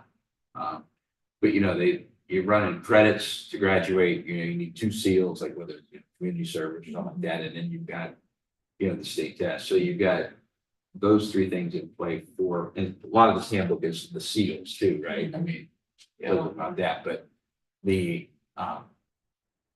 I I agree with that, and I can tell you, I'm gonna monitor that. I've been working, I've gotten further involved in scheduling. So, yeah, Fun. I did notice in the high school handbook and maybe the middle school, but definitely the high school, they do reference Ohio Department of Education, and they don't have the update. they don't have the W, No, yeah, so, just, but, I mean, just, well, the reason I brought it back, and the reason this high school is back in study, it was approved in February, right? And it had fees in it. And there's no fees for English 9, there's no fees for English 10, but it had fees. And, so what I had to do is I had to take out all the fees. And if it's fee required, you go to the fee schedule, class Yeah. fee list, because that's going to change. And if it's an AP course, it's not between us. It's between the parents. Whatever it's, well, yeah, whatever it's- So that's why I'm bringing it back. I'm bringing it back because I just been trying to make everything right, and clean, and, accurate. And then you spell it, the fee schedule, look what was in the hand, look what study, they did a good job. So, hey, your fault, it's just, but those need to match, right? The guidance council put together and Barrett looked at it, so I went back to Barrett and said, hey, I need these to match up, it's gonna be more appropriate to take fees out altogether. But fees may be required, maybe for that, or an AP course, whatever that is, but. Yeah, I mean, there's some cleaning up, there's been some cleaning up to do in these, we've been working on it, but, I didn't see the workforce piece, I was more focused on the fees, Yeah. of courses, but I you're right, it needs love, to be right. love the NCAA infographic, so the kids get why, what's expected of them if they're gonna play that like D1 scholarship. I mean, you just don't go to school, there's a lot behind it. And I've seen kids in their junior year, like, whoa, Yeah, all of a sudden realize they're behind and they're not gonna make the clearinghouse because they don't know what they need. and see, and I think that's an excellent point, because I think the NCAA in high school should spend more time on that.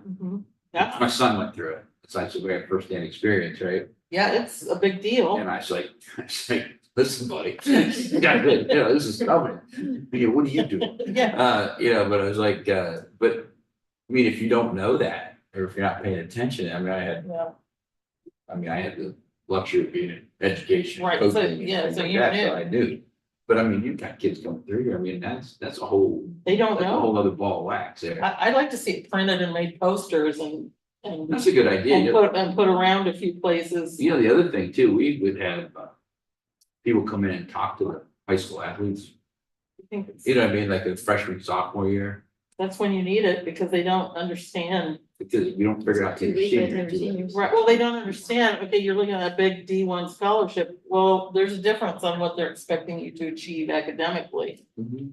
They want you to be student athletes, and there's a high expectation, there's a GPA that's higher than what we expect to be eligible, and I think due Yeah. diligence to have that really cute poster slapped everywhere so they can stand around and look at it. We don't do anything with it, do we? That, I mean, I talked to Damon. Yeah, I Do we don't- Do anything with the clearinghouse piece I mean, at the athletes, do you remember? I used to talk to him about it. I mean, just privately, like, hey, let me talk to you about something, but I don't know that they do, and then he may. I mean, because that's Damon, actually a great text me. idea, because it's, Damon, text Regan. Damon usually watches. it. Right, that's what I'm telling. And then you text her and then. I know he watches the regular board meeting, does he watch the work sessions? I don't know. So, Another question I had, sorry, Oh, go ahead. was the weighted grades. Why, I mean, it looked like there was no real, like, it doesn't really explain why some grades are weighted, and it's a full point. I'm like, why are we giving? They have a grading scale, and then they have a point value weighted and a point value unweighted. Yeah, but here's a bigger question, right? Why does the valedictorian, salutatorian I not don't affected know. by weight? You know what I'm saying? I agree. So if we're gonna, and I think, But I'm like, what are we weighting if we're not weighting down south, what is being weighted and for whom? And it just doesn't make sense, like, and why are we inflating their grade? For what purpose? I understand if you're taking an AP class or something like that, and it's a 0.25% bump. I mean, that's the way it's kind of been, but why are we giving a full point bump? And, you know. I I mean, mean, is it, the gifted coordinator here, I mean, I asked the question, like, why, if I'm in high school and I'm gifted, why not, well. why would I take a weighted course if I wanna be valedictorian? Well, exactly, I mean, and I know It kids seems that don't do that, counterintuitive. but it says Bethel uses I an can look into unweighted that. grade point for college admission. So what is the purpose of what are we weighting and for what purpose? Is it just to make us feel better? I mean, I don't know. Class rank and Latin honors only. Well, that's silly.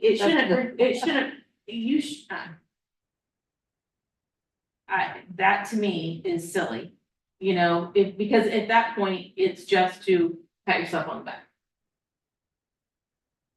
Yeah, so I think that the whole thing needs to be taken and looked at. Because I just think I think there's things that are counterintuitive there. No, I mean, messing with the grade E scale in August is a dangerous Yeah, thing to do. no, we're not, yeah. But, It mean, just caught my attention. well, no, well, you Barrett, I already asked Barrett the question 2 weeks ago. On valedictorian solution, right? Why, what's the incentive for me? If I want to do that, right? Why would I do the weighted course? Right, you wouldn't. You would. That's my point, but Right. I might get more out of it if I took the weighted course. It might help with the gifted. I mean, it's like. Right. So we talk about this on one side and then we do this on the other. Right. And that's one, I'm trying to get, you know, I was working on the triage piece, right? Just the piece of this piece. Right. But your Right. point is, I talked to Barrett already and I don't disagree with you. You know, and the other thing too, is a lot of schools went to that format because they didn't want to argue. You know, everybody gets a medal, you know, that kind of stuff. And So, my personal opinion is one thing. well, but reality is not everybody deserves a medal. I get it. I But threw all my kids' is- stuff away and have 1, 2, and 3. is this, I mean, but is this used in eligibility or anything like that? And I know. Eligibility would be a high school, like you're talking about athletics, that's a low standard, too. I mean, that's like. Very low. 6 level. But It's the same at the idea. same time, in this handbook, it talks about, we spoke about this, it talks about eligibility from an athletic standpoint, but it does say an extracurricular is anything that meets for more than a week. You know, Yeah, it's blah, blah, blah. But I do believe that going forward, and again, I know we're not gonna make 27 edits to this thing tonight, but we need to be very clear that that includes, and, you know, that includes, you know, your musicals and other things. Well, yeah, define it our extracurriculars are extracurricular. Correct, it's not just You're not athletes. Meet the standard, Yeah, you know, Right. athletes, we always talk about the athletes, Mhm. like, why do we hold athletes to a higher, less standard than we do people in the We band? shouldn't, yeah. no, I agree. We shouldn't. yeah, Right, I just wanna say, I mean, throwing it out. yeah, I mean, performing arts should be having study table if they're struggling, just like Absolutely. athletes are. Right. I think it's treat the same. Yeah, all of I've always them, said- yeah. I mean, if it's extra, Academics first, then, everything else follows. Right. You want to be in there, so work hard. right, I mean, yeah, I don't, and I think when, you know, we start to sit down and once school starts and talk about the strategic plan, I think those are some things that, you know, I've already got a list to talk to you about, but you know, as a community, do want to do what you want to do, right? We want to do what's best for kids, we want to do what's, it's our audience, we want to do. We want to do those things, and I think looking at high school, you know, sometimes I get an answer, well, that's the way we've always done it. I do, I mean, well, we can do well, better. Yeah. but maybe it's different, or maybe it's better, or I don't know what the answer is, but take a look at it. I just think that, you know, if you have a certain GPA, you're valedictorian, a certain GPA, you're salutatorian, you know, we get 20 kids, I mean. You They, just watered down. yeah, and that's what happens, right? Because, you know, they used to say, well, it's a tie, it was never really a tie. I can go 10 plays best, decimal point, find a winner. But, you know, I think I agree with you, and I've already asked the question to the high school about why. I just wanna make sure that as the year goes forward, that we are, even though only really athletics is called out, that we are still holding all of the extracurricular to the same standard. Well, that's like, you know, it's like special education. I consider special education both sides of that continuum. right? Absolutely. And I consider extracurriculars, football or band, you know, I think they're all, It's they, all the they same. go together, right? But I think, you know, and I've told the principals too, moving forward, that they have a living document to address as the months go on, right? You know, the handbook's a living document. You know, code of conduct's a living document. Fees will be a living, because those things, if they change, we're gonna update them. Yeah. You know, what worked, what didn't, you know, do we want to change the way we grade? Do we want to change? You know, what makes sense for kids? I Mhm. mean, at the end of the day, what's best for the kids, right? Right. I mean, I think we don't wanna, cause it is, I mean, when I read through it, when I got here, I thought it was a little, Ambiguous. yeah, that, but it seemed like the stock got it, like, it seemed to say, well, do this, but you can do this too. And I was just asking questions, like, how do we get, you know, I asked the question about balance out. You know, there's no, if there's no weighted grade in the valve, then why would I take it forward? But we want kids to take it. I mean, they're usually more difficult and challenging, but what's the reward? Right. And life's challenging, so it's not an easy route, so Yeah, we don't want. so I mean, look, I mean, I think it's great that you're challenged, and I think it does well for you, and you don't get lackadaisical. You know. Well, I think it speaks to, we tout, and it's everywhere, educate with excellence. Well, excellence means that you're doing more than what is easy for you to do. More than Minimum what's required. standards. More than required, more than what you can just whip out while you're watching TV. I mean, something you have to apply yourself to and grow, and so you take a course that we call weighted, but you take it as just a regular course, you grow. Just like college, I mean, in college, you have to take so many classes to become an engineer. They don't let you choose, you know, weighted or not weighted, or they just say, if you wanna be an engineer, you wanna do this. What you do. If you want an honors diploma, you're gonna take this, you're not getting extra, this is what you do to get that recognition. Yeah, I think, I mean, there's different formats too, and I think, you know, I think we look at some of those things and talk it over with the guidance counselors, administration. There's some I options. mean, we used to have an 8-point grading scale, and now we have a 10-point, you know, Haven't so, meeting for a long time, a very long time, so. and we considered that our weighting, just Mhm. because Mhm. it took a little more, yeah, it took a little more. Took a little more. Will this also be in kind of forms like the handbook is? No, I don't think so. I think we're just gonna approve them and they'll be on file.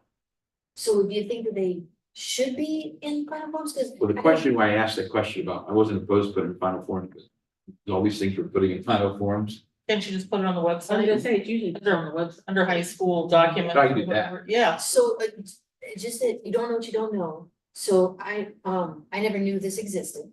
And I didn't know that there was a handbook out there that tells my kid what he has to have before he goes to the CTC. So as he becomes a freshman, he needs to make sure he takes all these classes, and then he has to have all these for sophomore. And if he does all these, then he can go to CTC. If I don't know this doesn't exist, I'm not going to the website to look for something I don't know. So when my kids were here, again, ages ago, but. No. Yes.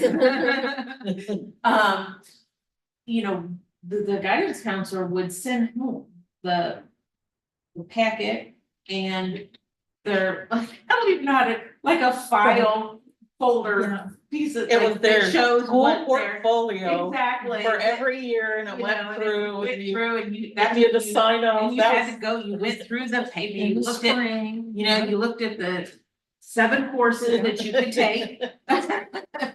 They sent home the schedule, this is what your kid picked. We sat down with them in this class, we went over it with No, them. it came And home and it was This is what they a chose. parent-child. Wait. And to then sign off. we had a Yeah. sign acknowledging that, okay, yeah, you can take those classes, but I've never seen anywhere where it says, go to this handbook and make sure that he's So that's why I'm asking if, Yes. because I it makes see. you read the handbook, and then if you'd have it right over the handbook, like also acknowledge that this document exists and these are all the requirements, and like you said, for the NCAA and stuff too, that.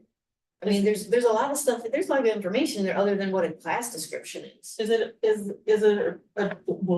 addressed in the freshman orientation? So I don't think that it is, but I don't. That would be the ideal, that would be the ideal place to introduce it, Well, or maybe even an eighth grade, yeah. an I eighth was grade gonna say meeting. junior high, because they're Yeah, graduating in graduation. eighth grade. You need to think know for that your math. freshmen. Absolutely, by seventh grade. And the graduation requirements, because those are a lot different than you just pass all your classes and you graduate. Now it's all this other stuff going on. I didn't realize that either.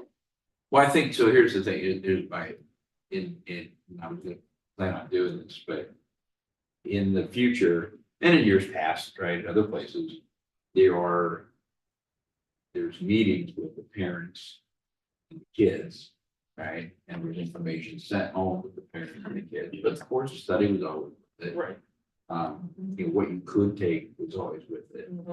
And, you know, the counselors, administration, teachers, they all talk to that to a bit, right? But then, you know, we had a night where the counselor and principal would talk to parents about walk them through it. like, Right. all right, here, you know, this is what you can take, this is what you should take, here's, you need to sign off for this, like you need to sign off from last year's teacher to get this into this class. I mean, those kinds of things, I think. And I've said this before, there's not a principal in this district, right, that would tell you that they haven't heard this from me yet. Because they have. We lack procedure here, like, in protocol, like what, I said it earlier, but, you know, there's a few things I'm gonna pound into it. And, you know, it's like, what's the procedure? What's the protocol? What's your organizational chart? And who should you be talking to?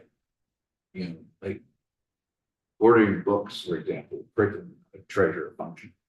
You know, that's a office of the superintendent administration. Yeah, You know, that's not what they do. yeah, So,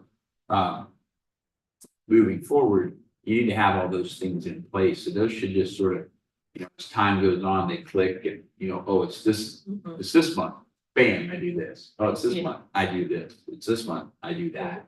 You know, and I think, because I think the community would gladly come to a, you know, an evening. oh, Well, they come seminar. to the CCP thing, Yeah. that's mandatory, so I mean, to me, Yeah. it seems like it should be a Yeah, similar. if you don't go, you can't sign up. if you in your eighth grade year say, so what's coming up in high school? Those parents would come to that meeting, and make their kid listen, and they take notes, and Cause it's way different. and they meet with people to learn what's And coming. that's what, I mean, that's good, right? And we Yeah, have that's- extra counselors now, right? So That's what we're we have an extra administrator, so we can start to go in and say, hey, this is what you work with these kids. Right. I mean, we're growing, and there's a lot of kids, but there's not that. No, No, because Mara used to be a team of one, and she did everybody. 7 Yeah. through 12. And the counselors don't need 150 phone calls every day either from 150 different parents. No. But you know, you can alleviate a lot of that, even like seventh grade, and now back to your point, like you do sixth grade, you do seventh grade. You know, because seventh grade there's implications for eighth grade. Right, Right. Because you start to take a high school credit in Right. eighth grade. Right. You know, so then you move into the high school, so I just, you know, there's been a lot of turnover here. You know, I think when you have that, sometimes things slip by them. Slip through the cracks, or there's just inconsistency, and, you know, you do what you can, and you know, they did the best they could. Yeah, I'm not. But I'm just saying, though, I think what happens is when there's no clear pathway and no procedure to follow, Right. you know. no Standard operating established plan. procedure, we always had it, it's what we did. Yeah, And they're great, because, you know, somebody has a question, they can look at it, they can call somebody new, but I don't know, it's just. Like I said, I think, you know, and I've said that to them, there's certain people, there's a certain way to go, and there's a certain chain of command that we ask questions, and. You know, we can't go off doing whatever we want to do. And just do whatever we want. I think that's I'm good. not even- See, No fun. and then you always know, February, the board's gonna wanna see the handbook. Right. So that means in December, you probably wanna Better start talking. Right, You and know. we'd ask for a suspense list. I mean, we'd ask for or whatever you guys would call it, but this is due in this month, so we should see something this. And it actually makes their lives easier because they know they're not always. Well, the scrambling. handbook, the updated handbook should be ready to be looked at every month.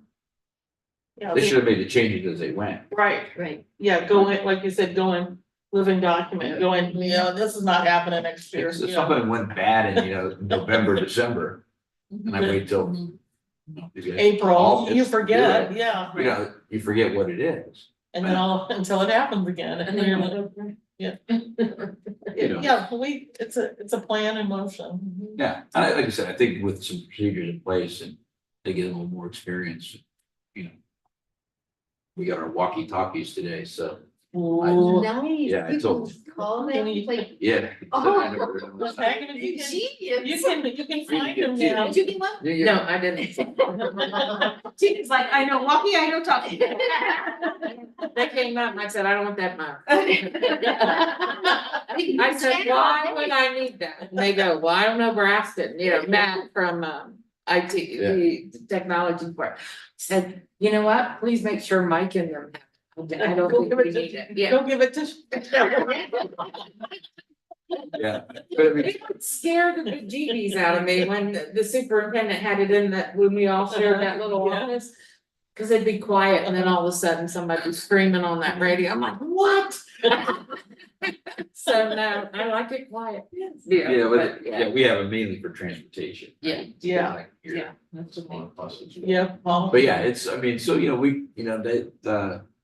we're, able to, stay in contact with them immediately now, but I'm sure they'll love that. But, I like that idea, I think it's fantastic. yeah, but that's, Had walkie talkies in the. In the offices, yeah. Yeah, sure. They've been upgraded, they're better, apparently, they're they're almost- March radios, that will connect directly to emergency. yeah, there's Yeah. one that goes right to dispatch. Oh, wow. Yeah, And there's a weather one on it. in case you- And they're handy. Really They're on their own channel too, so it's not like they're. nice. my mistake. Better than sitting around listening to the radio. Ooh. Scared. So, Ready yeah, to do the that. scanner. there was a scanner in the superintendent's. And then, in the middle school one too, like I said, I don't know if this is ever Yeah, I been don't think approved, it's I ever don't been think it approved. I don't think so. So, but the But reason, it should. when I asked them to put one together and I want it approved, because I mean, it's a document right now, it forces you to think. And the exercise proved to be good because, oh, wait a minute, you had that class, wait a minute, you had that class, so, and where are kids pulling that information?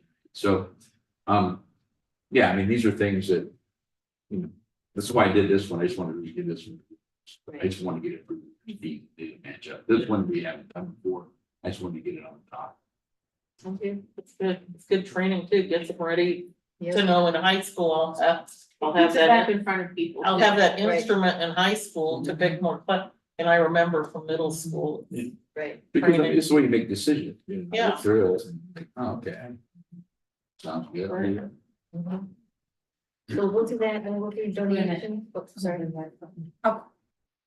Are you just getting, I just didn't want you to scream by the bus ride proposal. I had a couple of questions about that. Mhm. No, it's right Is that there. okay? Mhm. All right, thank you. I just wondered, if the contract is signed, do we have to sign up for the 3 years? I noticed 3 years were noted on there. Do we Mhm. have to take all 3 years? There's no way to opt out. Let's say the first year we don't like it. We may not. I haven't, I'll be frank, I haven't gone through the entire proposal, but I usually will suggest additional language that gives us an opt-out. That's under the T and C, I got the T and C. Yeah, I haven't either, so, but yeah, so, It's a good, I mean, from what we've heard, it's been vetted, it's a good program, I mean, sometimes, you gotta sign a 3-year deal to get the good price and. Well, that's what I was wondering if this was, I couldn't tell within the document that I saw anyway. That's what I was asking. And then do we have to, let's say after 3 years, we don't use it anymore, something better comes along. It said, I think somewhere in there that the historical data would be kept forever. Do we have to continue to pay a fee for that storage in the cloud? Typically Forever. not, we would not, they may keep it, but we don't have to maintenance. We don't have to maintenance. I mean, it's like a lot of like, we keep records in the office forever, right, we have to keep it till they graduate, you know? So, I think it's so long afterwards, in case they come back. With a year. But, I mean, We also put everyone percent here. Yeah. And, yeah.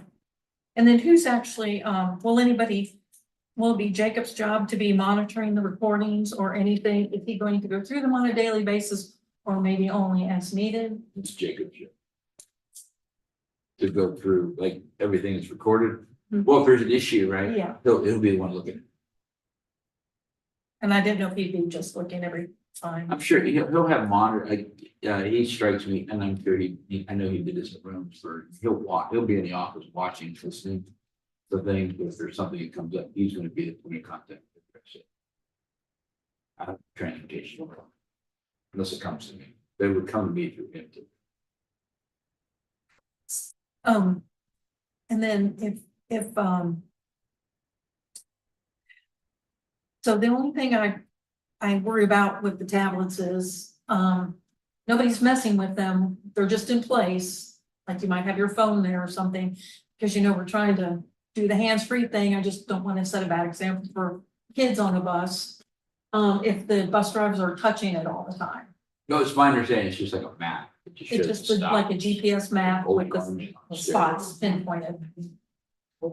That's what I was hoping it was. I was hoping they were. Well, I mean, it is also a way to track the kids, right? So when the kids come on the bus, there's a way for them to Show that they're on it. show that they're on it. And, so 51% of your riders are special education students. Nobody needs to know that, but the transportation department and the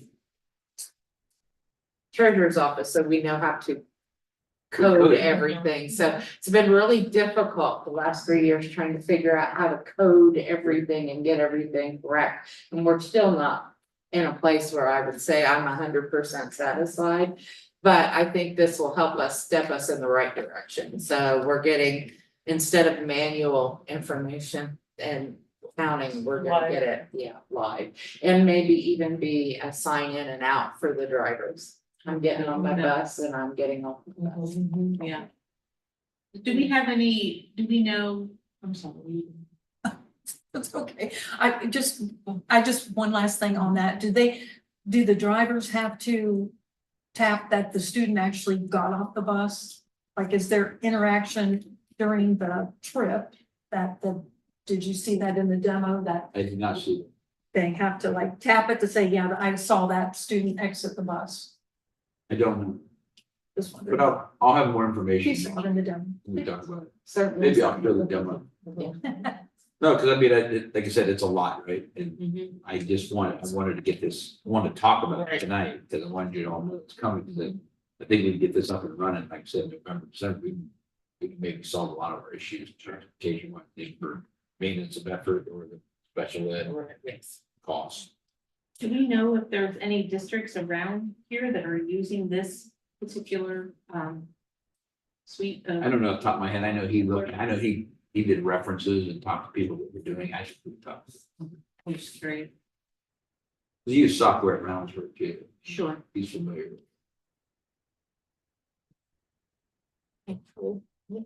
Then, Yeah, sell the buses. So does that go to like a scrap yard or you So have to here's sell them? so we're on, so we're signed up, we've signed off on it, we're ready to sell the buses. Okay. Yeah, does it go to like an auction? No, we put,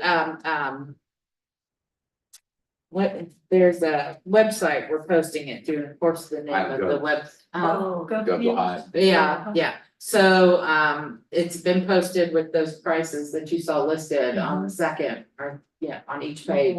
Those are our new forms that Jetta created so we can get a handle on inventory. That's another project I'm working on. So, so he says they've been sitting in the back lot and they're covered in grass and.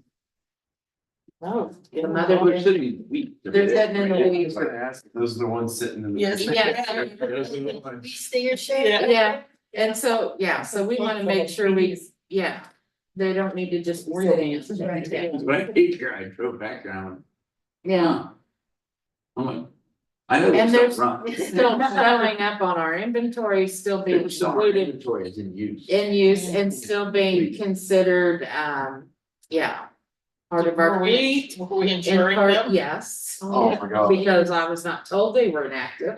They're not being inspected, part of our inspection though, are they? Well, they were used in calculating routes.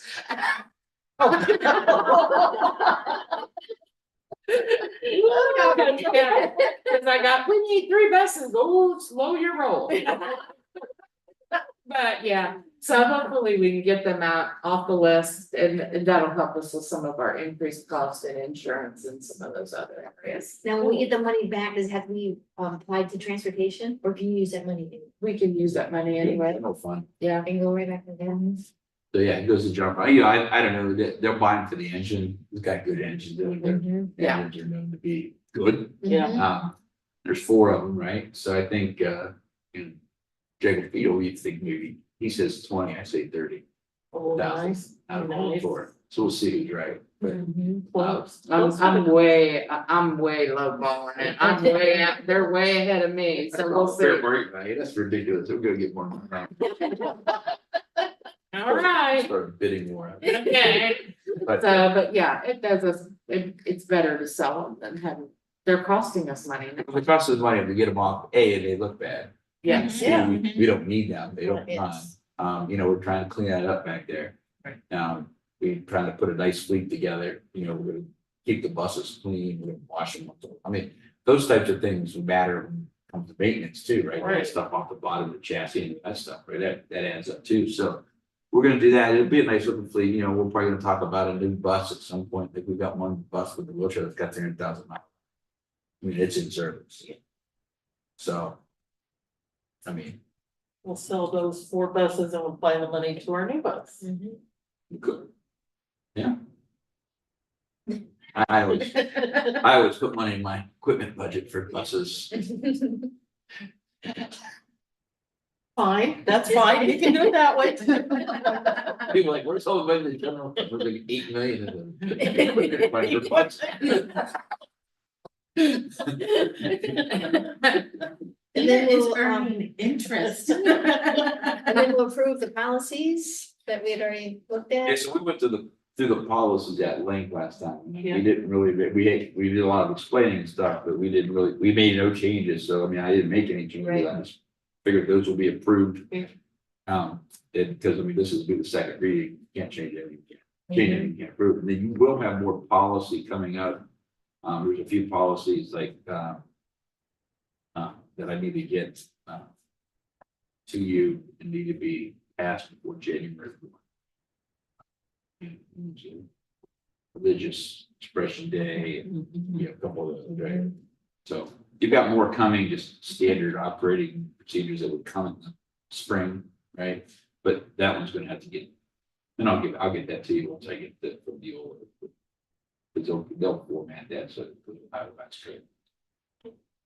But other than that, I mean, like I said, we went over all these policies, we'll get them done, I just want to do the handbooks, course of study, I want to get all that stuff done before it starts. Yeah. Sure. Oh, definitely. And then we'll Makes go over- sense. yeah, we'll go over all the updates and do public participation again if there's anything. And then, so we will have an executive session, right? Has that been confirmed? For next week, and John will be here? Yes, Yeah. So can I, sorry, can we go back to the Neola stuff again, because did we pick an option for the personal communication device? Do we have to pick an option, or we just, no, we don't, that is, we're using our current policy for that. Okay, that's when, okay, That's when you have to have a new one by next school year, okay. and you can go through it, but we've got it. Remember, we talked about that, We, that's the phone. right, no, I understand that, but like nothing's checked, I just wanted to make sure we didn't have to check one of these boxes here. No, Well, we don't, okay, we have a current policy, it was just those boxes that you see checking, that's a Taylor, that's just. For if next you- Okay. Well, that'll be, but we don't need to do that for this year. So, okay, and we're just, we're gonna do it like we're going to enforce it like it's written in the policy. For Okay. each of you. Weird. The, It's our practice, it's our Why would practice, we do that? it's our practice year. Weird. And then we're also, so we'll do an executive session for litigations, we'll get a brief from John for He that. said, yeah, new term. But we also, then, are we also gonna do a public discussion on annexation? Is that so we'll add that to the discussion? Yeah, we'll add that, like, I think, I'm gonna confirm with everybody, but you know, I'd like to meet with the developer before that meeting. Oh, okay. And the other question is Garmin Miller has, Yeah. So is that- Yeah. they have the expansion plan that Justin first saw. Oh, that's. Oh, Superintendent. Yeah, okay. so if you would, they, So are we bound to stick with them then? Oh, we're not. They just, We just bought was it like a property, freebie? yeah, it's an expansion plan that they produced that Justin saw. And, I mean, it's not extensive, but they're willing to come talk about it, but I mean, I can show you the expansion plan, I can bring it and, you know, go over it, but I just think, you know, we can talk about that tonight. I think what you want to focus on is, you know, annexation is happening, right? What, you know, we can't, I think we need to focus on what are we gonna do next, right? Yeah. Not- Right. Not, why, you know, why they do that. I think, what are we gonna do next? You know, if we're going to build a school, you know, we're gonna get a school, where do we want to put that school? You know, part of the end, the expansion plan is, there are places to expand here, Mhm. all right? We have a ton of land, Mhm. we don't have to pay for it. Yep. Right. So, you know, I mean, and we hold some cards there.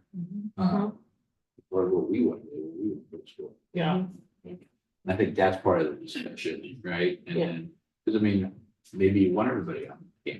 I mean, you know, eighth grade, for example, I think last count was like 210 kids in the eighth grade.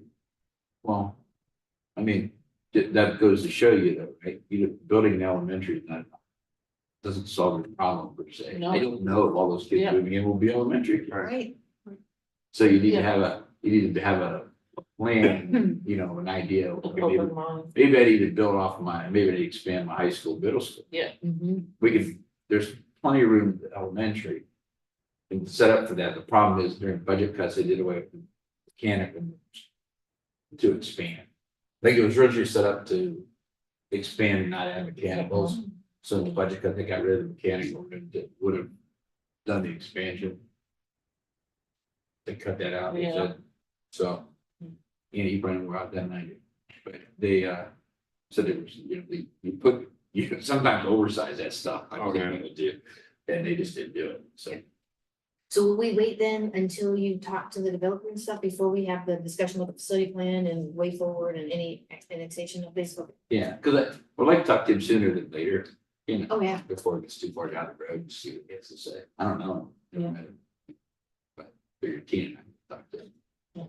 And then, you guys. I've met with Mr. Dietrich before. Yeah. Yeah. John had asked if we want to meet the new insurance attorney because unfortunately the last attorney passed away. So they did find a new attorney and then he had asked if we want to meet her. Because they have one on the books. I just need to let him know. I'm sure. Yeah. Yes. So, Sometime, yes. So for next week's board meeting, we're doing number 3 for executive session. It'd be whatever litigation is, right? Conference with the board's attorney, it's number Yeah. 3. Yeah.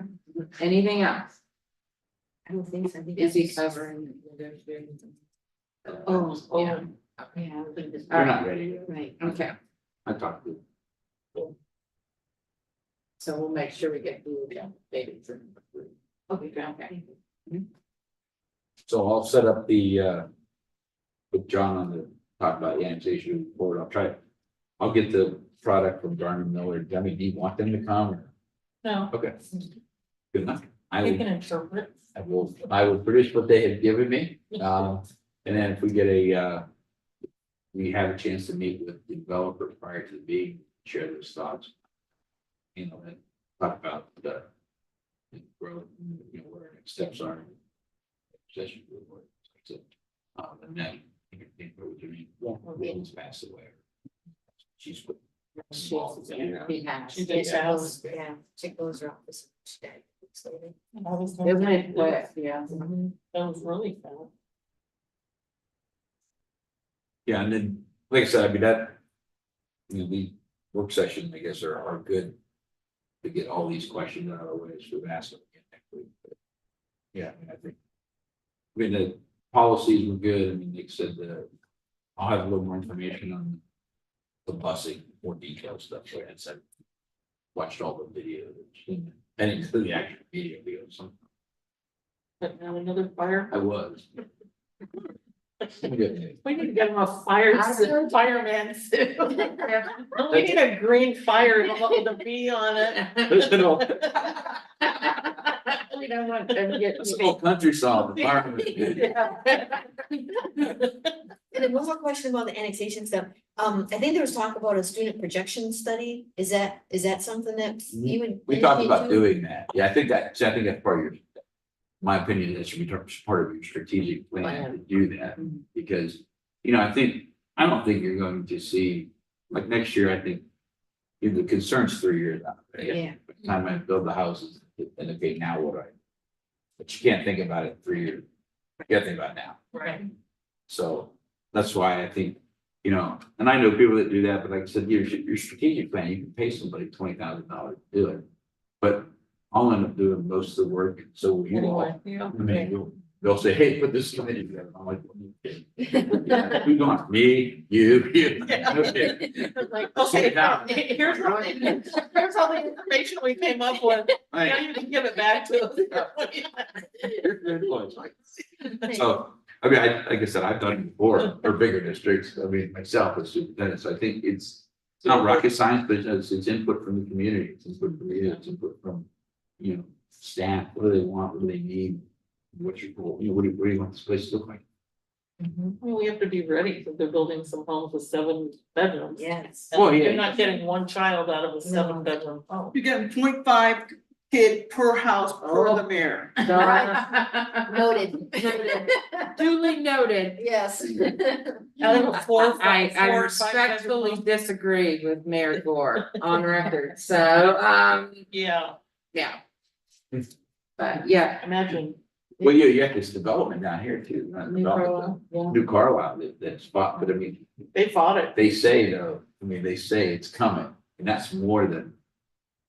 But Carlisle's a little more reasonable than Huber Heights is. I mean, they were able to talk them down and explain to them, and they said, no, we're not interested. They listen.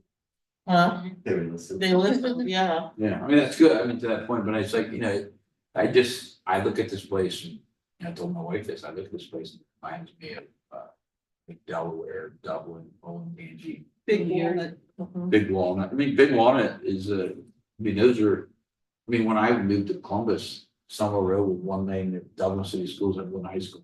Mhm. Oh, wow. I was teaching in Dublin, they had one high school, and 2 middle schools. And all those kids went to the same high school. Now the 4th one online. And so my point being is there's land. It's I-70s here, the state house. Bucky's coming, so that's Oh, it. yeah.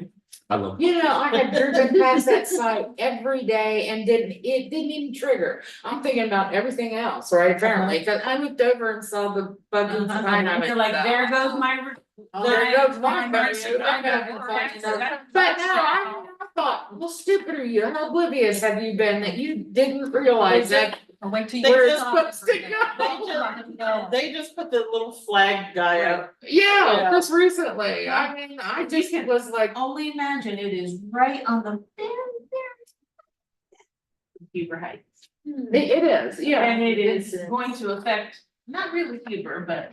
Because when I go from Yeah. Dayton, I Yeah. will stay on Route I- 4 and get on 235 and, That's how I go to work. yeah, so.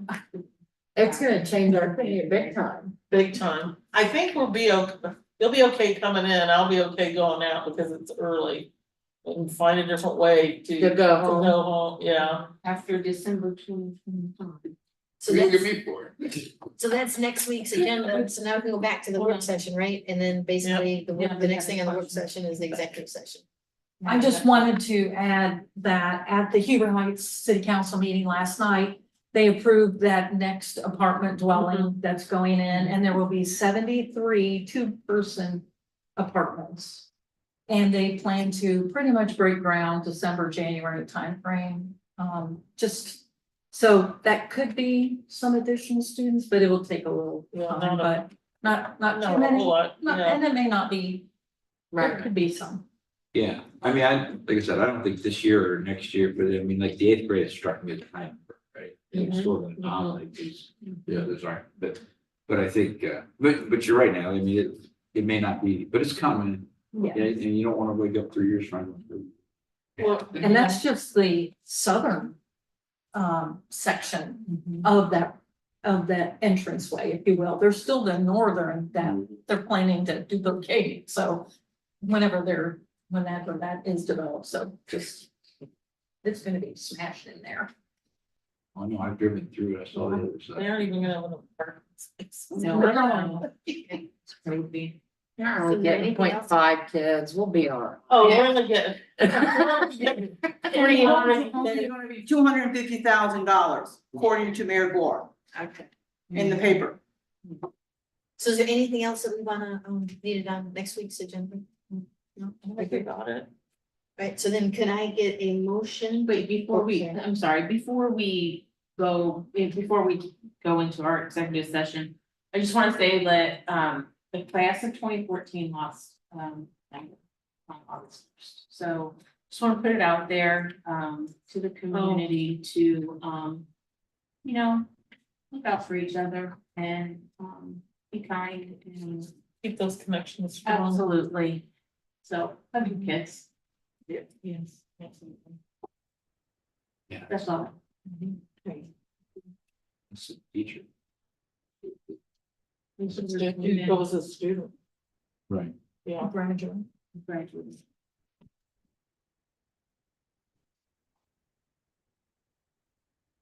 Can I get a motion then to go into an executive session for reason number one to consider compensation of an employee?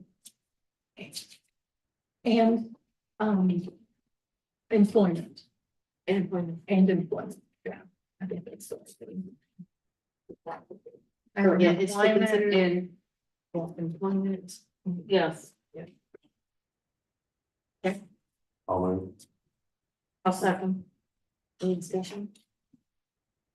You take roll, please? Mrs. Leskowitz, Mrs. Butler. Yes. Mrs. Donahue, Yes. Mr. B, Yes. Mrs. Skipwith. Yes. And can you just email? You certainly Thank you. can. We're going in at 7:47. Well, you are, because Mr. You guys can go home before You dark. guys can go home. Yeah, but Nutter and I. She's been through on that, superintendent. Yeah, like chopped liver. I have to